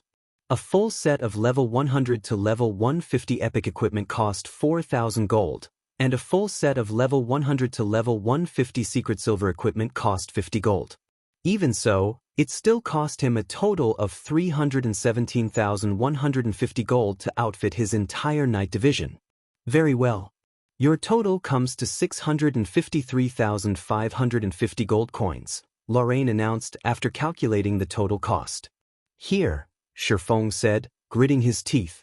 He was reluctant, but he still paid the full amount. If he hadn't just earned 900,000 gold, he doubted he'd be able to walk out of the Adventurers Association. Shifeng finally understood why so few first-rate guilds had formed night divisions in the past. Although it was profitable to own territory in a level 100 neutral map, the night division was a heavy burden. If not handled carefully, a first-rate guild would easily go bankrupt.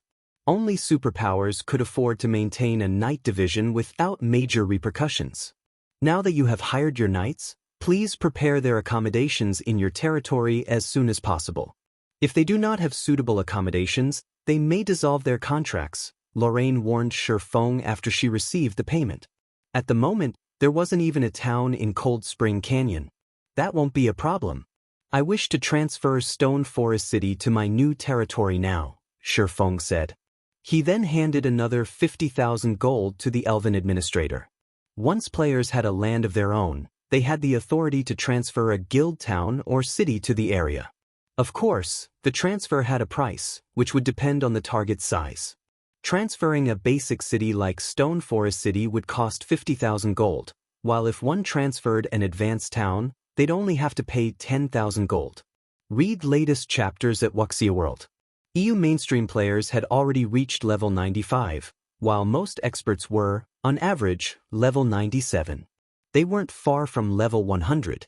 Once players reached level 100, they wouldn't be allowed into the bottomless abyss.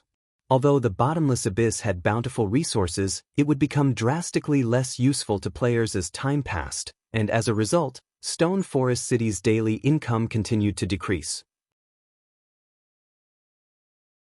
Rather than let the city rot in the bottomless abyss, Shifeng would benefit from transferring it to a level 100 neutral map as soon as possible. That won't be a problem.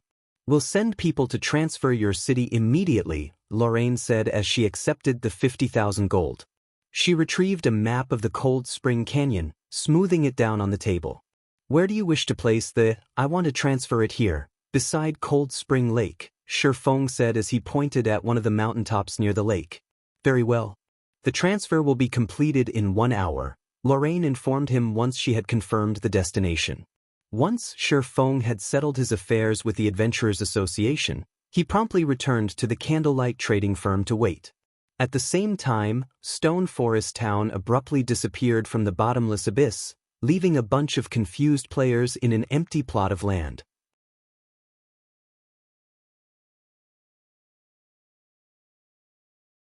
Chapter 2371, Abyss Shaken. What happened? Why am I outside? Where's the city? Crap. I just got here and it just disappears? The players forced out of Stone Forest City looked around them in confusion. Stone Forest City was the most prosperous city in the bottomless abyss. Even though the various superpowers had established their own guild towns in the regional dungeon, these guild towns were nothing compared to Stone Forest City, especially when it came to training. Stone Forest City provided enough mana density that it was a holy land for training. Moreover, players could recover their exhausted stamina and concentration far faster in Stone Forest City than in the superpowers guild towns. Many teams that explored the bottomless abyss relied on the city as their resting point, including teams from the superpowers that had their own guild towns. This made Stone Forest City the most popular resting area in the bottomless abyss. And yet, the city had just disappeared. Even players from the Dark Knight Empire's various major powers were stunned, not to mention the independent players. None of them had expected Stone Forest City, the closest resting area to the bottomless abyss's second floor, to suddenly vanish. Has something happened to Stone Forest City?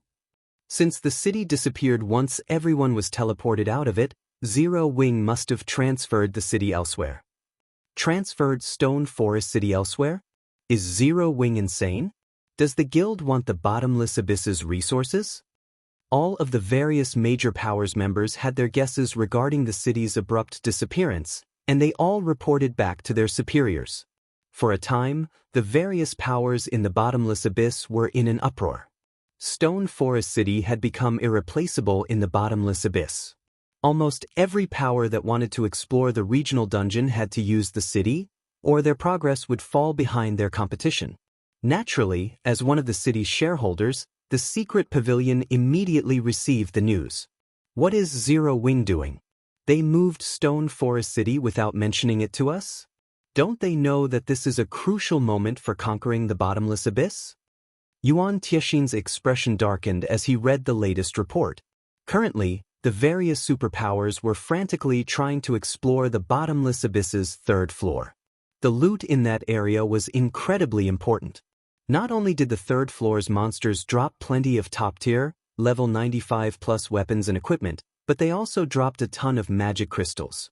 There was even a higher chance to obtain 7 luminaries crystals on that floor. Very few maps in God's domain could offer as abundant loot as the bottomless abyss's third floor.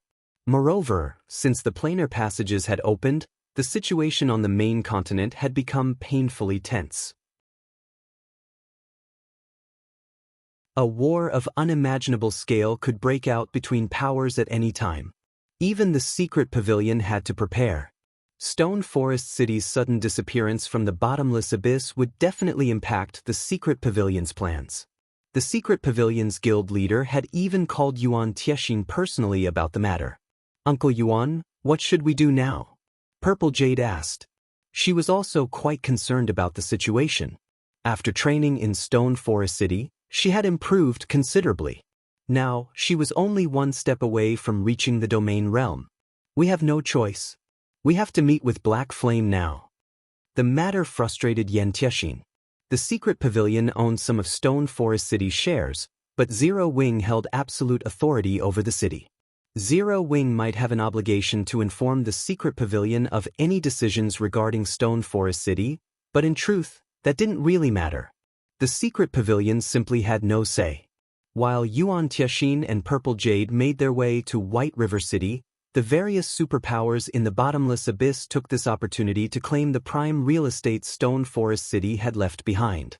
While the various powers were making a fuss over Stone Forest City's disappearance, Liang Jing was having a nervous breakdown over it.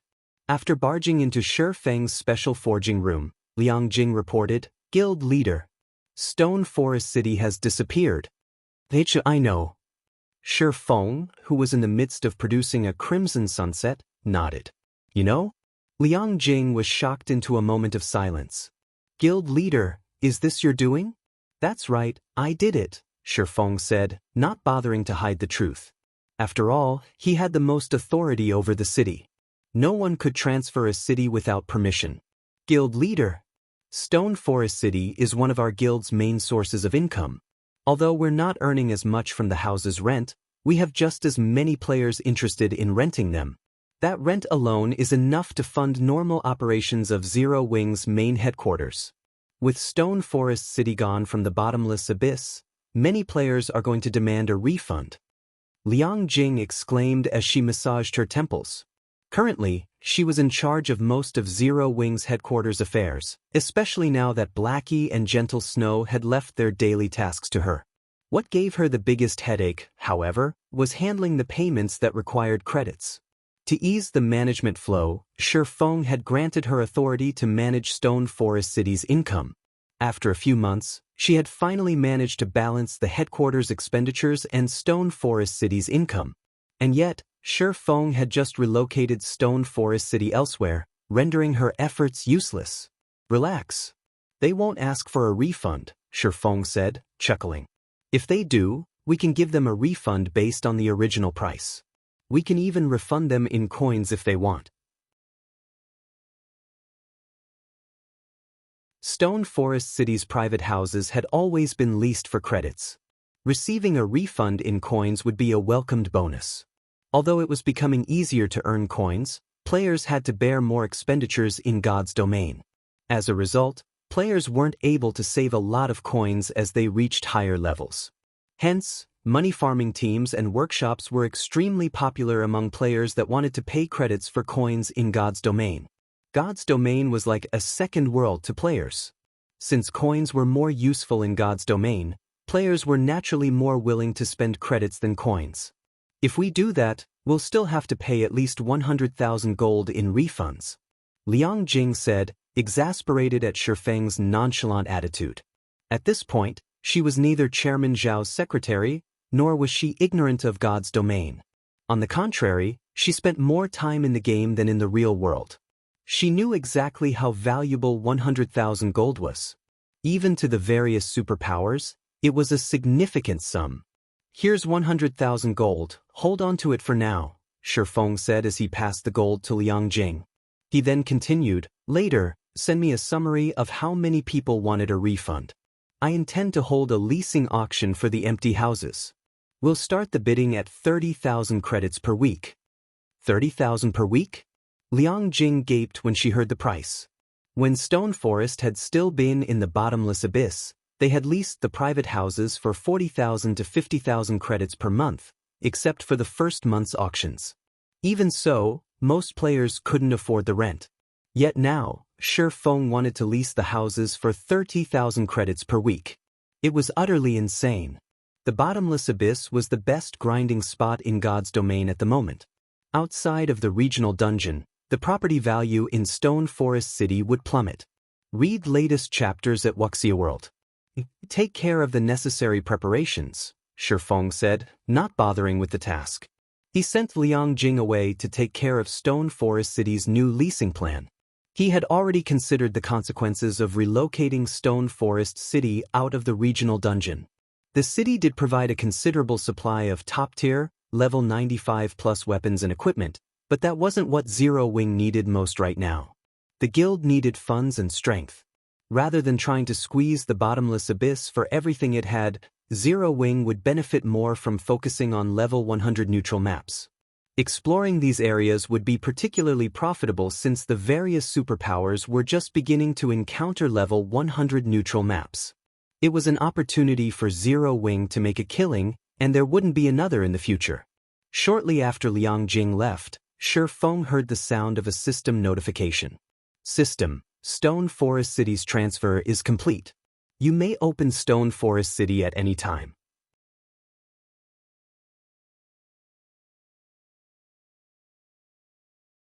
Chapter 2372, Territory Strengthened. The transfers finally complete.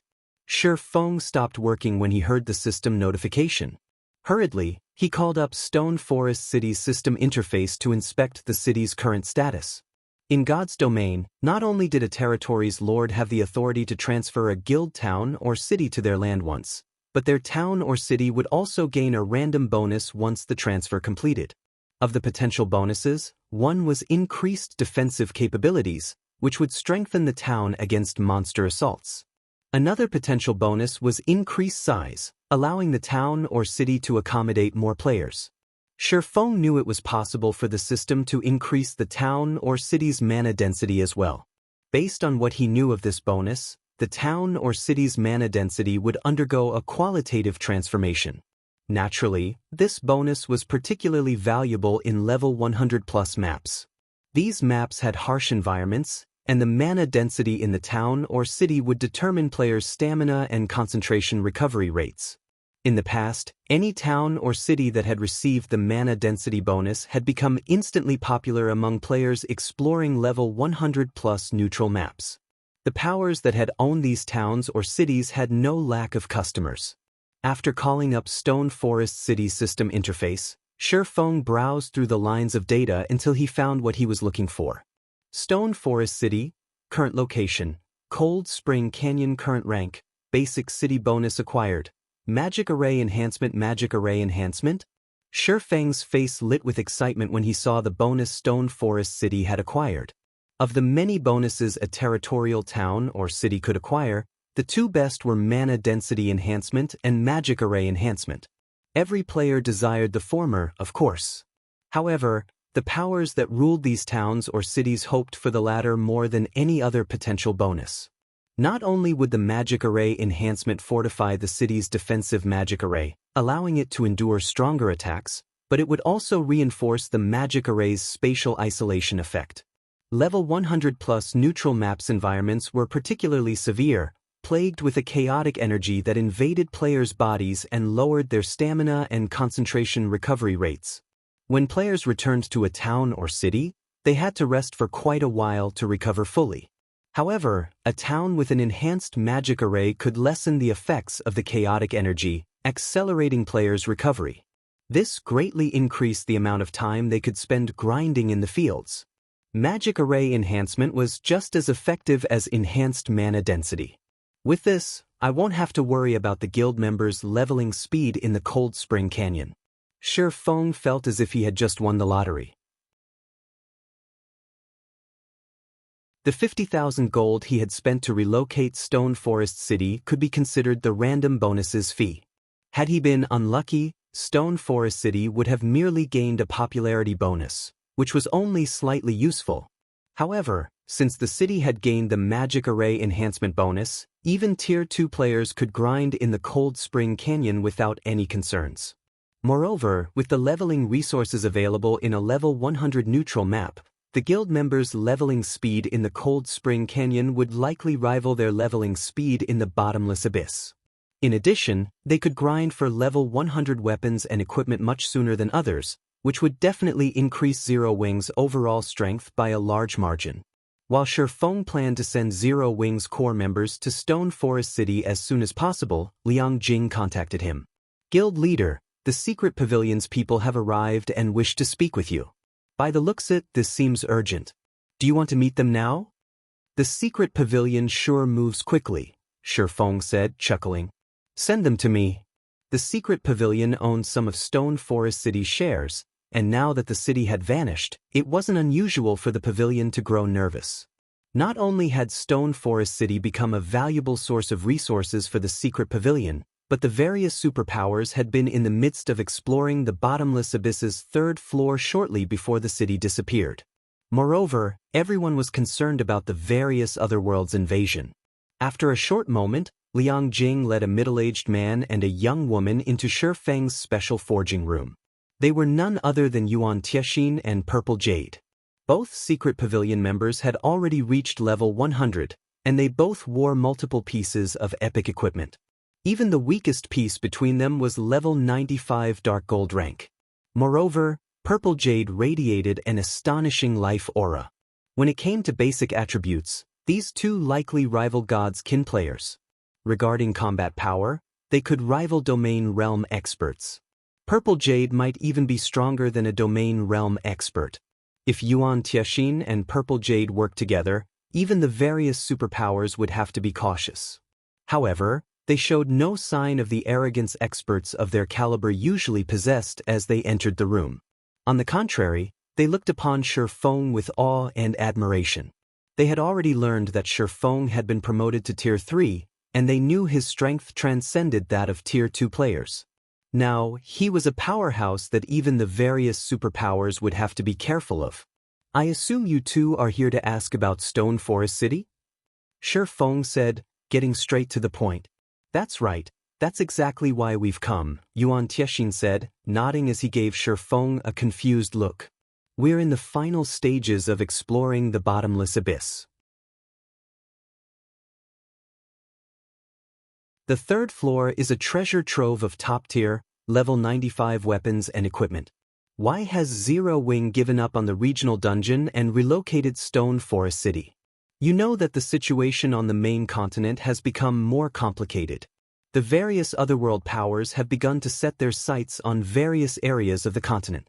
A large-scale war will break out in the near future. Everyone has been frantically preparing for it. Meanwhile, due to Stone Forest City's sudden disappearance, some superpowers have begun to question the secret pavilion's abilities. Our guild leader is hoping that Zero Wing has an explanation for this. Of course I do, Shi Feng said, chuckling. But before I tell you, I was wondering if the secret pavilion can help me with something. Yuan Tiexin was a little exasperated with Shi Feng's reply. They had come here to demand answers of the man, yet he asked them for help before he'd offer an explanation. May I know what you need help with, Guild Leader Black Flame? Yuan Tiexin asked after taking a deep breath. It's simple. I'd like to ask the Secret Pavilion to revoke Starlink's membership in the Secret Chamber of Commerce, Shi Feng calmly stated. Read latest chapters at Wuxia World. Starlink constantly targeted Zero Wing, particularly on an economic front. However, since a powerful corporation backed Starlink, and the guild had access to the Secret Chamber of Commerce's connections, his guild couldn't effectively retaliate. If Zero Wing could cut off one of Starlink's income sources, the enemy guild would be much easier to deal with economically. Yuan Tiexin and Purple Jade were stunned, staring at Shi Feng as if he were a fool. Setting aside Starlink's current position in the chamber, why would we do something so fruitless even if the Secret Pavilion had that power, Guild Leader Black Flame? You should know that every member is an important resource for the chamber. We cannot remove Starlink over one city, Yuan Tiexin answered seriously. As far as Yuan Tiexin was concerned, Shi Feng must have lost his mind. Stone Forest City was an excellent asset, but even if it were still located in the bottomless abyss, it wasn't so valuable that the Secret Pavilion would revoke Starlink's membership for it. Even if Zero Wing offered all of the city's shares, the Secret Pavilion would refuse. What if Stone Forest City were located in a level 100 neutral map? Shi Feng asked, smiling.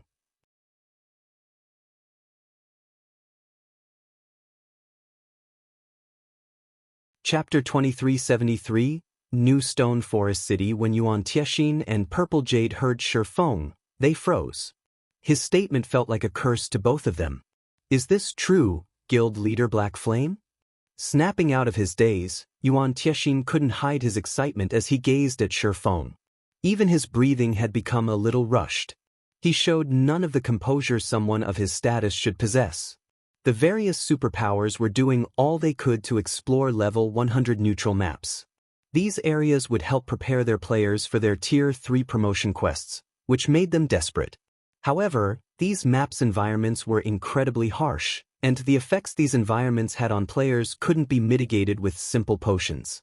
Most importantly, the monsters in level 100 neutral maps were far too dangerous. These problems were giving the various superpowers huge headaches and preventing them from making any considerable progress. Although the various superpowers had considered transferring their guild towns to a level 100 neutral map, doing so required a town transfer token that was specific to level 100 neutral maps. Based on the superpowers reports, obtaining such a token was impossible at the moment. Only super large-scale team dungeons in level 100+ neutral maps dropped the item. Exploring level 100 neutral maps was currently a huge problem. Raiding a large-scale team dungeon in these maps was nothing but a dream at this stage of the game. And yet, Shi Feng had just told him that he had relocated Stone Forest City to a level 100 neutral map. Why wouldn't Yuan Tiexin be astonished? If what Shi Feng said were true, the Secret Pavilion would have a much greater advantage when it came to developing level 100+ players. Of course, Shi Feng said, smiling. Is the Secret Pavilion interested in my condition now? Yuan Tiexin hesitated, but after a moment he shook his head. Guild Leader Black Flame, you know how important that matter is. If we revoke Starlink's membership, we'll essentially be cutting off all relations with the guild. Meanwhile, Starlink had increased the scale of its operations. In fact, it now had influence across both main continents. Many superpowers are fighting to ally with the guild. Even if you offer more of Stone Forest City shares, I doubt our guild leader will agree to the condition. Please reconsider, Guild Leader Black Flame. Demoting Starlink from an advanced member to a normal member and revoking Starlink's membership were two very different things. Starlink's demotion had only reduced the amount of resources and connections the pavilion received from the guild, but if the Secret Pavilion revoked Starlink's membership, it would lose all access to those resources and connections. Zero Wing had absolute authority over Stone Forest City and could refuse to open the city to the public, which would prevent the city from earning income, and the Secret Pavilion would lose access to the city's benefits. Unfortunately, the Secret Pavilion found those losses more acceptable than losing access to the resources and connections Starlink could provide. In the long run, Starlink's resources and connections would benefit the secret pavilion far more than some convenience when exploring a level 100 neutral map. That's a pity. Yuan Tiexin's answer didn't particularly surprise Shifeng. He then calmly asked, I intend to make a trip to Stone Forest City. Would you like to accompany me, Elder Yuan? We'd love to, Yuan Tiexin said, nodding enthusiastically.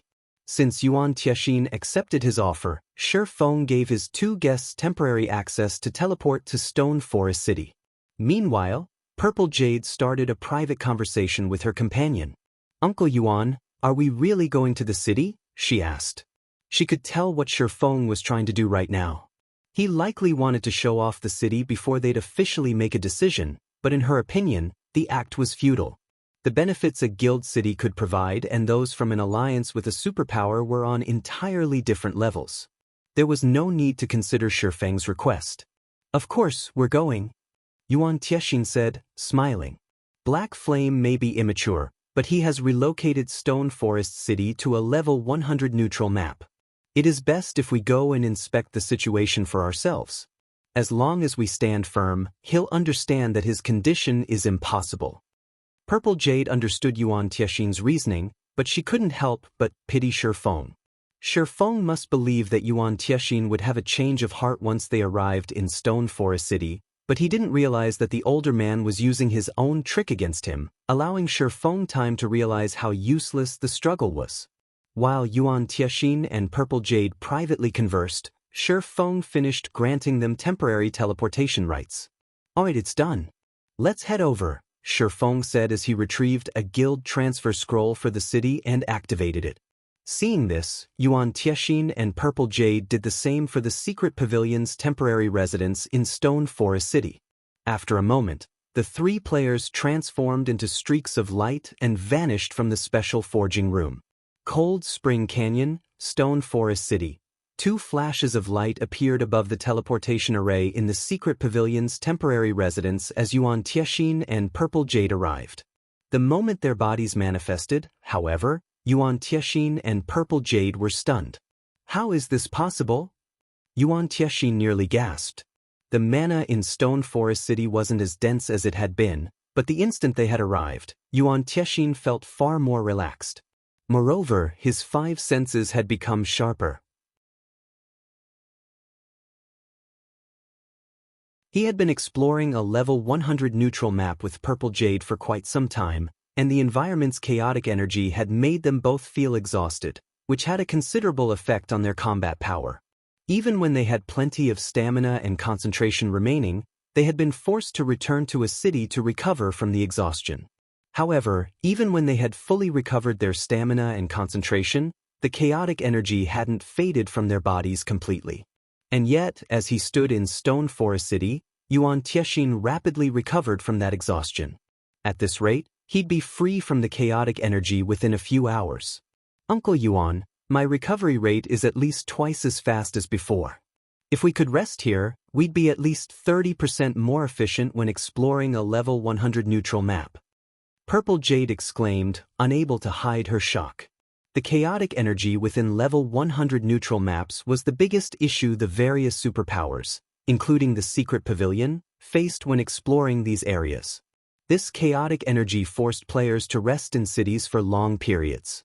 However, if they could rest in Stone Forest City, they could explore 30% more of a level 100 neutral map in the same amount of time.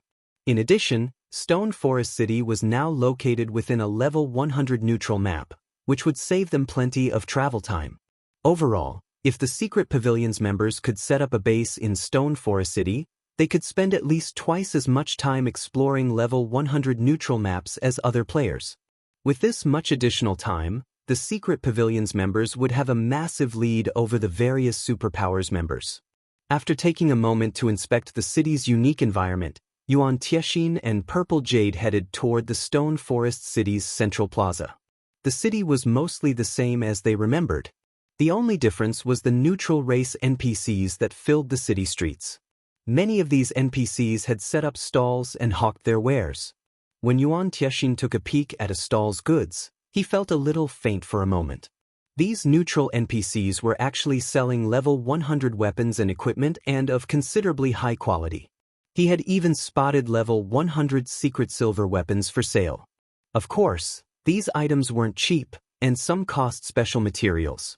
Fortunately, a driven Tier 2 expert could gather the necessary funds and materials for the items. Level 100 weapons and equipment. Players that hadn't yet begun to explore level 100 neutral maps might not find anything special about these items, but it was a different story for players like Yuan Tiexin, who constantly grinded in level 100 neutral maps nowadays. When exploring level 100 neutral maps, acquiring a single piece of level 100 bronze equipment was already a challenge, not to mention obtaining level 100 secret silver weapons and equipment. And yet, the NPCs in Stone Forest City were publicly selling such items. What should we do now, Uncle Yuan? We've already rejected Black Flame's offer, Purple Jade asked nervously. She was also surprised to see the weapons and equipment for sale in the various NPC stalls. She had never expected Stone Forest City to become this amazing. If the Secret Pavilion's members could operate out of Stone Forest City, they'd complete their Tier 3 promotion quests far faster than the various superpowers. Don't worry. Since Black Flame has brought us here, he will ask if we wish to continue our partnership. We can renegotiate with him then, Yuan Tiexin said. He hadn't expected Stone Forest City to offer so many benefits, either. Very calmly, he continued, let's buy some of the weapons and equipment for now. While Yuan Tiexin and Purple Jade systematically cleaned out the stalls in the central plaza, Shi Feng finished organizing his night division. He then left to check on his guests and told Yuan Tiexin, I've finished my business in the city and have other matters I need to attend to, so I'll part with you two here. Since he had settled his affairs in Stone Forest City, he'd have to begin transferring Zero Wing's experts to the city. Once they had settled and could get to work, Zero Wing's development would reach new heights. Shi Feng then pulled a return scroll for White River City from his bag and began to activate it. Yuan Tiexin was stunned. He hadn't thought that Shi Feng would be so indifferent, not even bothering to ask how they felt about the city. He certainly hadn't expected Shi Feng to act as he did. Please wait, Guild Leader Black Flame. Yuan Tiexin shouted as Shi Feng unfurled his return scroll. Is there something else you need, Elder Yuan? Shi Feng asked, giving the older man a strange look. It's about the condition you mentioned earlier, Yuan Tiexin said, exasperated. We'd like to renegotiate. If Zero Wing can offer more of Stone Forest City shares, we might be able to agree to the condition. I'm afraid that won't be possible. Zero Wing will not hand over any more of Stone Forest City shares. If the Secret Pavilion must still reject my condition, I'll have to accept the unfortunate answer, Shi Feng said, instantly rejecting Yuan Tiexin's offer. With the enhanced magic array in Stone Forest City, Zero Wing's development speed would skyrocket. Even if Zero Wing couldn't cut off one of Starlink's main sources of income, it wouldn't be long before his guild could strike back at Starlink. Hence, he had no reason to give away more of Stone Forest City's profits. Read latest chapters at Wuxia World. Alright, you win. The Secret Pavilion will revoke Starlink's membership, Yuan Tiexin said, sighing. Shi Feng's immediate rejection made it clear that the Secret Pavilion wouldn't gain any more from the transaction. He continued, however, our guild leader asks that you can open the city to the Secret Pavilion's members within 2 days. That won't be a problem. Shi Feng nodded. Stone Forest City was a basic city and required a lot of players to fortify it.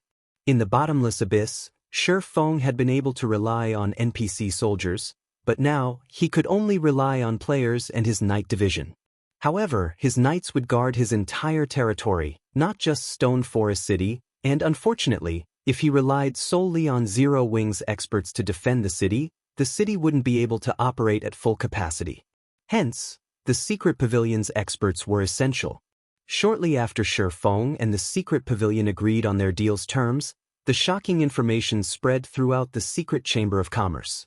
The Secret Chamber of Commerce had officially revoked Starlink's membership.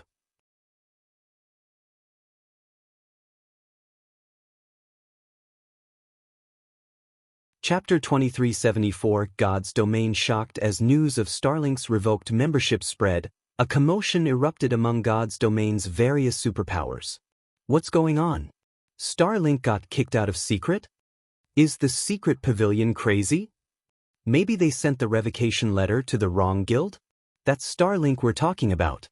Not only has it recently annexed a bunch of top adventurer teams and workshops, but it's also recruited many retired peak experts. It's the strongest among the up-and-coming superpowers, and Starlink had influence on both main continents. Why would the secret pavilion even think of revoking Starlink's membership? The various superpowers fell into heated discussions about the secret Chamber of Commerce's sudden internal announcement. They all felt as if the secret pavilion were playing some kind of prank. Many of God's Domain's chambers of commerce were trying to recruit Starlink to obtain the resources and connections it had to offer. By revoking Starlink's membership, not only would Secret grow weaker, but it would also strengthen its competitors. This would only harm both the Secret Chamber of Commerce and the Secret Pavilion. Dark Knight Empire, Dark Knight City. The Dark Knight Empire's various powers were in an uproar over Starlink's revoked membership, particularly Crimson Emperor and Unyielding Soul. Starlink's departure from the Secret Chamber of Commerce was a huge loss for both Starlink and the Secret Pavilion, but particularly for Starlink. The Secret Pavilion's influence spanned across the main continent, and few could rival its sales connections and resources. Otherwise, the Secret Pavilion wouldn't have been a publicly acknowledged transcendental power in God's domain. Without the Secret Pavilion's support, Starlink's development speed would slow considerably. It wouldn't be surprising if this incident reduced Starlink's income by over 30%. This was a huge blow to Starlink. Hart, do you know what exactly happened between the Secret Pavilion and Starlink? Illusory Words, one of Crimson Emperor's vice guild leaders, asked as she privately contacted Unyielding Heart. No one in my guild has a clue. What about your side? Unyielding Heart said, shaking his head. The situation made him restless and curious. The Starline Corporation supported Starlink, and the guild had partnered with quite a few superpowers. Most importantly, Starlink was developing on both the eastern and western continents, which gave the guild unimaginable status and influence in the Dark Knight Empire. And yet, the Secret Pavilion had removed Starlink from the Secret Chamber of Commerce. It was unbelievable. The fact that the Secret Pavilion had done this meant that something must have happened between it and Starlink, but Unyielding Soul hadn't been able to learn any details about the situation. We don't know anything either. Not even our spies in Starlink have a clue, Illusory Words said, frowning. The Secret Pavilion has always maintained a neutral stance regarding the Secret Chamber of Commerce. I have never heard of Starlink provoking the Secret Pavilion either, yet it abruptly revoked Starlink's membership. It's possible that Starlink has provoked some transcendental existence, and the Secret Pavilion was forced to make this move. If we don't get to the bottom of this, the Dark Knight Empire will become a very dangerous place to develop. The various otherworld powers had been rapidly spreading across the continent, and it was only a matter of time before a massive war erupted between the main continent's powers and those from the various otherworlds. The main continent's resources were limited, after all, and some people were destined to be eliminated. Seeing a superpower like Starlink in such a situation, if Unyielding Soul and Crimson Emperors, lesser superpowers, were not careful, their names could be permanently removed from God's domain. I know. That's why I've already tasked people to poke around in the Secret Pavilion. It shouldn't be long before we have an answer, Unyielding Heart said, nodding. He too understood how severe the matter was. Since some mysterious power which was strong enough to force the Secret Pavilion to abandon Starlink had arrived, ordinary superpowers like them wouldn't have a place in the Dark Knight Empire if they weren't careful and accidentally provoked this mysterious newcomer.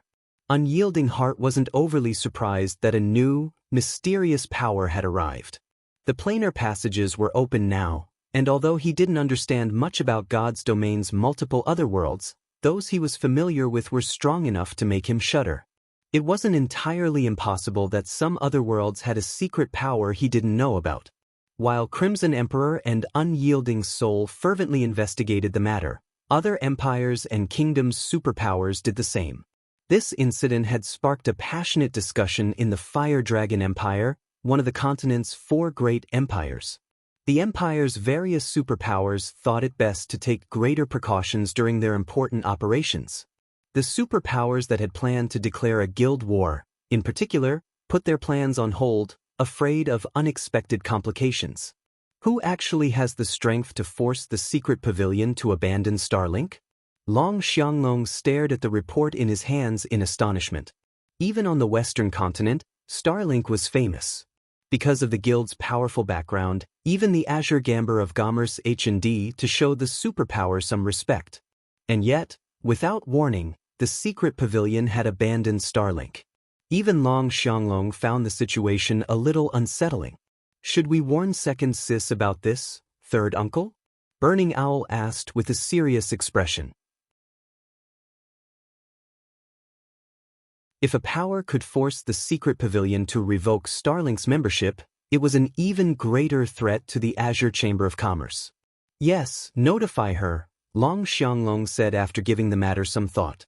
The situation on the eastern continent is more complex than we assumed. For the foreseeable future, you and your team should continue to grind in the level 100 neutral maps here. If anything happens to Wonder, I want you to lend her a hand, so her development doesn't stagnate. Don't bother to help Zero Wing, however. Since that kid dared to make such a boastful declaration before me, I want to see his guild struggle on the eastern continent. Not only had the planar passages fully opened, but some mysterious power with such strength had also arrived on the eastern continent. In Long Xianglong's opinion, as long as Burning Owl didn't secretly help it, a pseudo-superpower like Zero Wing would soon fall.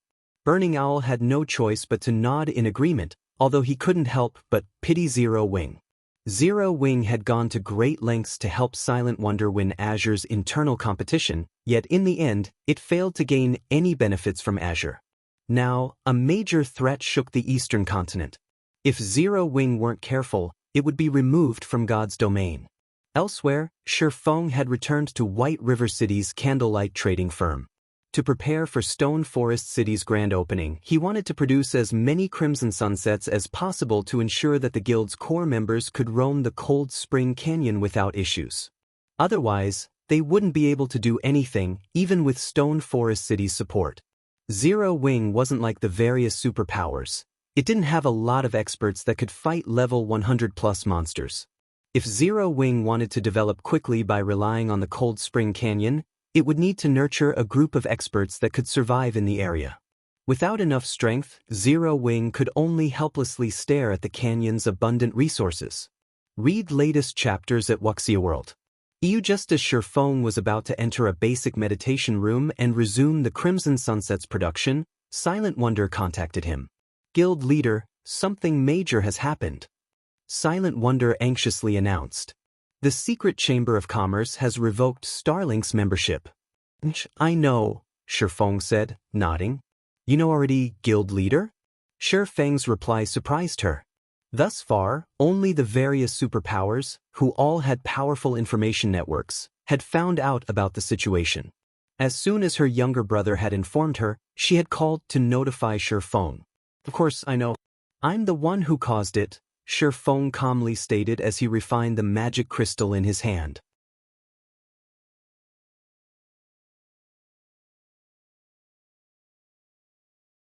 Chapter 2375, New Stone Forest City opens. You're the one who caused this? Silent Wonder was stunned. For a moment, she even assumed Shifeng was joking. Starlink's removal from the Secret Chamber of Commerce had already caused a commotion among God's domain's various superpowers. It made them all insecure, and they used everything at their disposal to look into the matter. They all wanted to know what kind of power could force the secret pavilion to make such a decision. And yet, Shifeng had just told her that he was responsible. How could she bring herself to believe him? That's right, Shifeng said, chuckling at Silent Wonder's incredulous look. Starlink was the reason that Zero Wing had been kicked out of the Secret Chamber of Commerce a while ago. I'm only returning the favor. Returning the favor? How are you still in the mood to joke around at a time like this, guild leader? Silent Wonder asked, Exasperated, Starlink is going crazy over this right now. If it finds out that Zero Wing is responsible, things will become. Very few powers could rival the secret Chamber of Commerce's expansive connections in God's domain. These connections might be of limited use to a pseudo-superpower like Zero Wing, but for Starlink, it was a different story. Losing Secret's resources and connections would be a huge blow to Starlink's operations. Coins and resources were the foundation of a guild's development, and without enough of both, it'd be surprising if Starlink didn't regress, let alone continue to dominate as a superpower. This incident would likely force Starlink to delay or cancel most of its plans. It would suffer unimaginable losses. If Starlink found out that Zero Wing was responsible for its removal from Secret, it would do everything in its power to annihilate the smaller guild. It wouldn't hold back as it had thus far.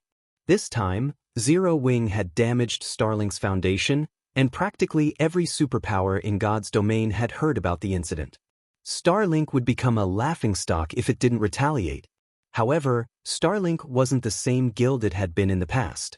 Based on what Silent Wonder had learned from the Azure Chamber of Commerce, not only had Starlink grown stronger after the planar passage's opening, but it had also formed close alliances with a few otherworld superpowers.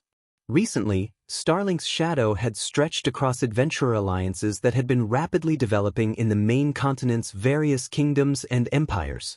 Now, even the Fire Dragon Empire's super guilds were wary of Starlink. These up-and-coming adventurer alliances were impressively powerful. They might not look like it during peaceful times, but if they decided to move against a particular power, they could easily deal a devastating blow. God's domain's various large guilds had a lot of members, but most of the materials these guilds needed for their normal operations came from independent players, which were the majority of God's domain's player base. As long as Starlink paid the adventurer alliances it secretly supported a small price, it could sever any power's source of resources. While Silent Wonder tried to figure out how she could keep this horrific information secret, the various superpowers received reports from their spies in the secret pavilion. Zero Wing was responsible for Starlink's removal. The moment the various superpowers' upper echelons received these reports, they gasped in shock. How is this possible? The secret pavilion abandoned Starlink for Zero Wing. Have its upper echelons gone mad? The various superpowers could not believe their eyes as they read their subordinates' reports, yet with the facts before them, they had to believe it. Amazing! Truly amazing! Zero Wing actually pulled such a feat off.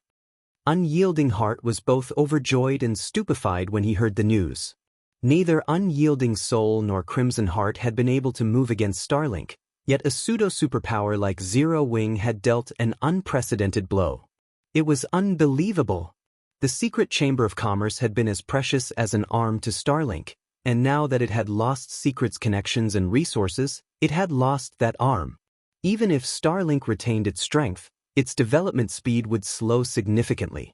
Zero Wing is actually this powerful? Illusory words read her subordinates' report in confusion. Although Zero Wing's performance in the Dark Knight Empire had been extraordinary, the guild shouldn't be capable of threatening Starlink's foundation in her opinion.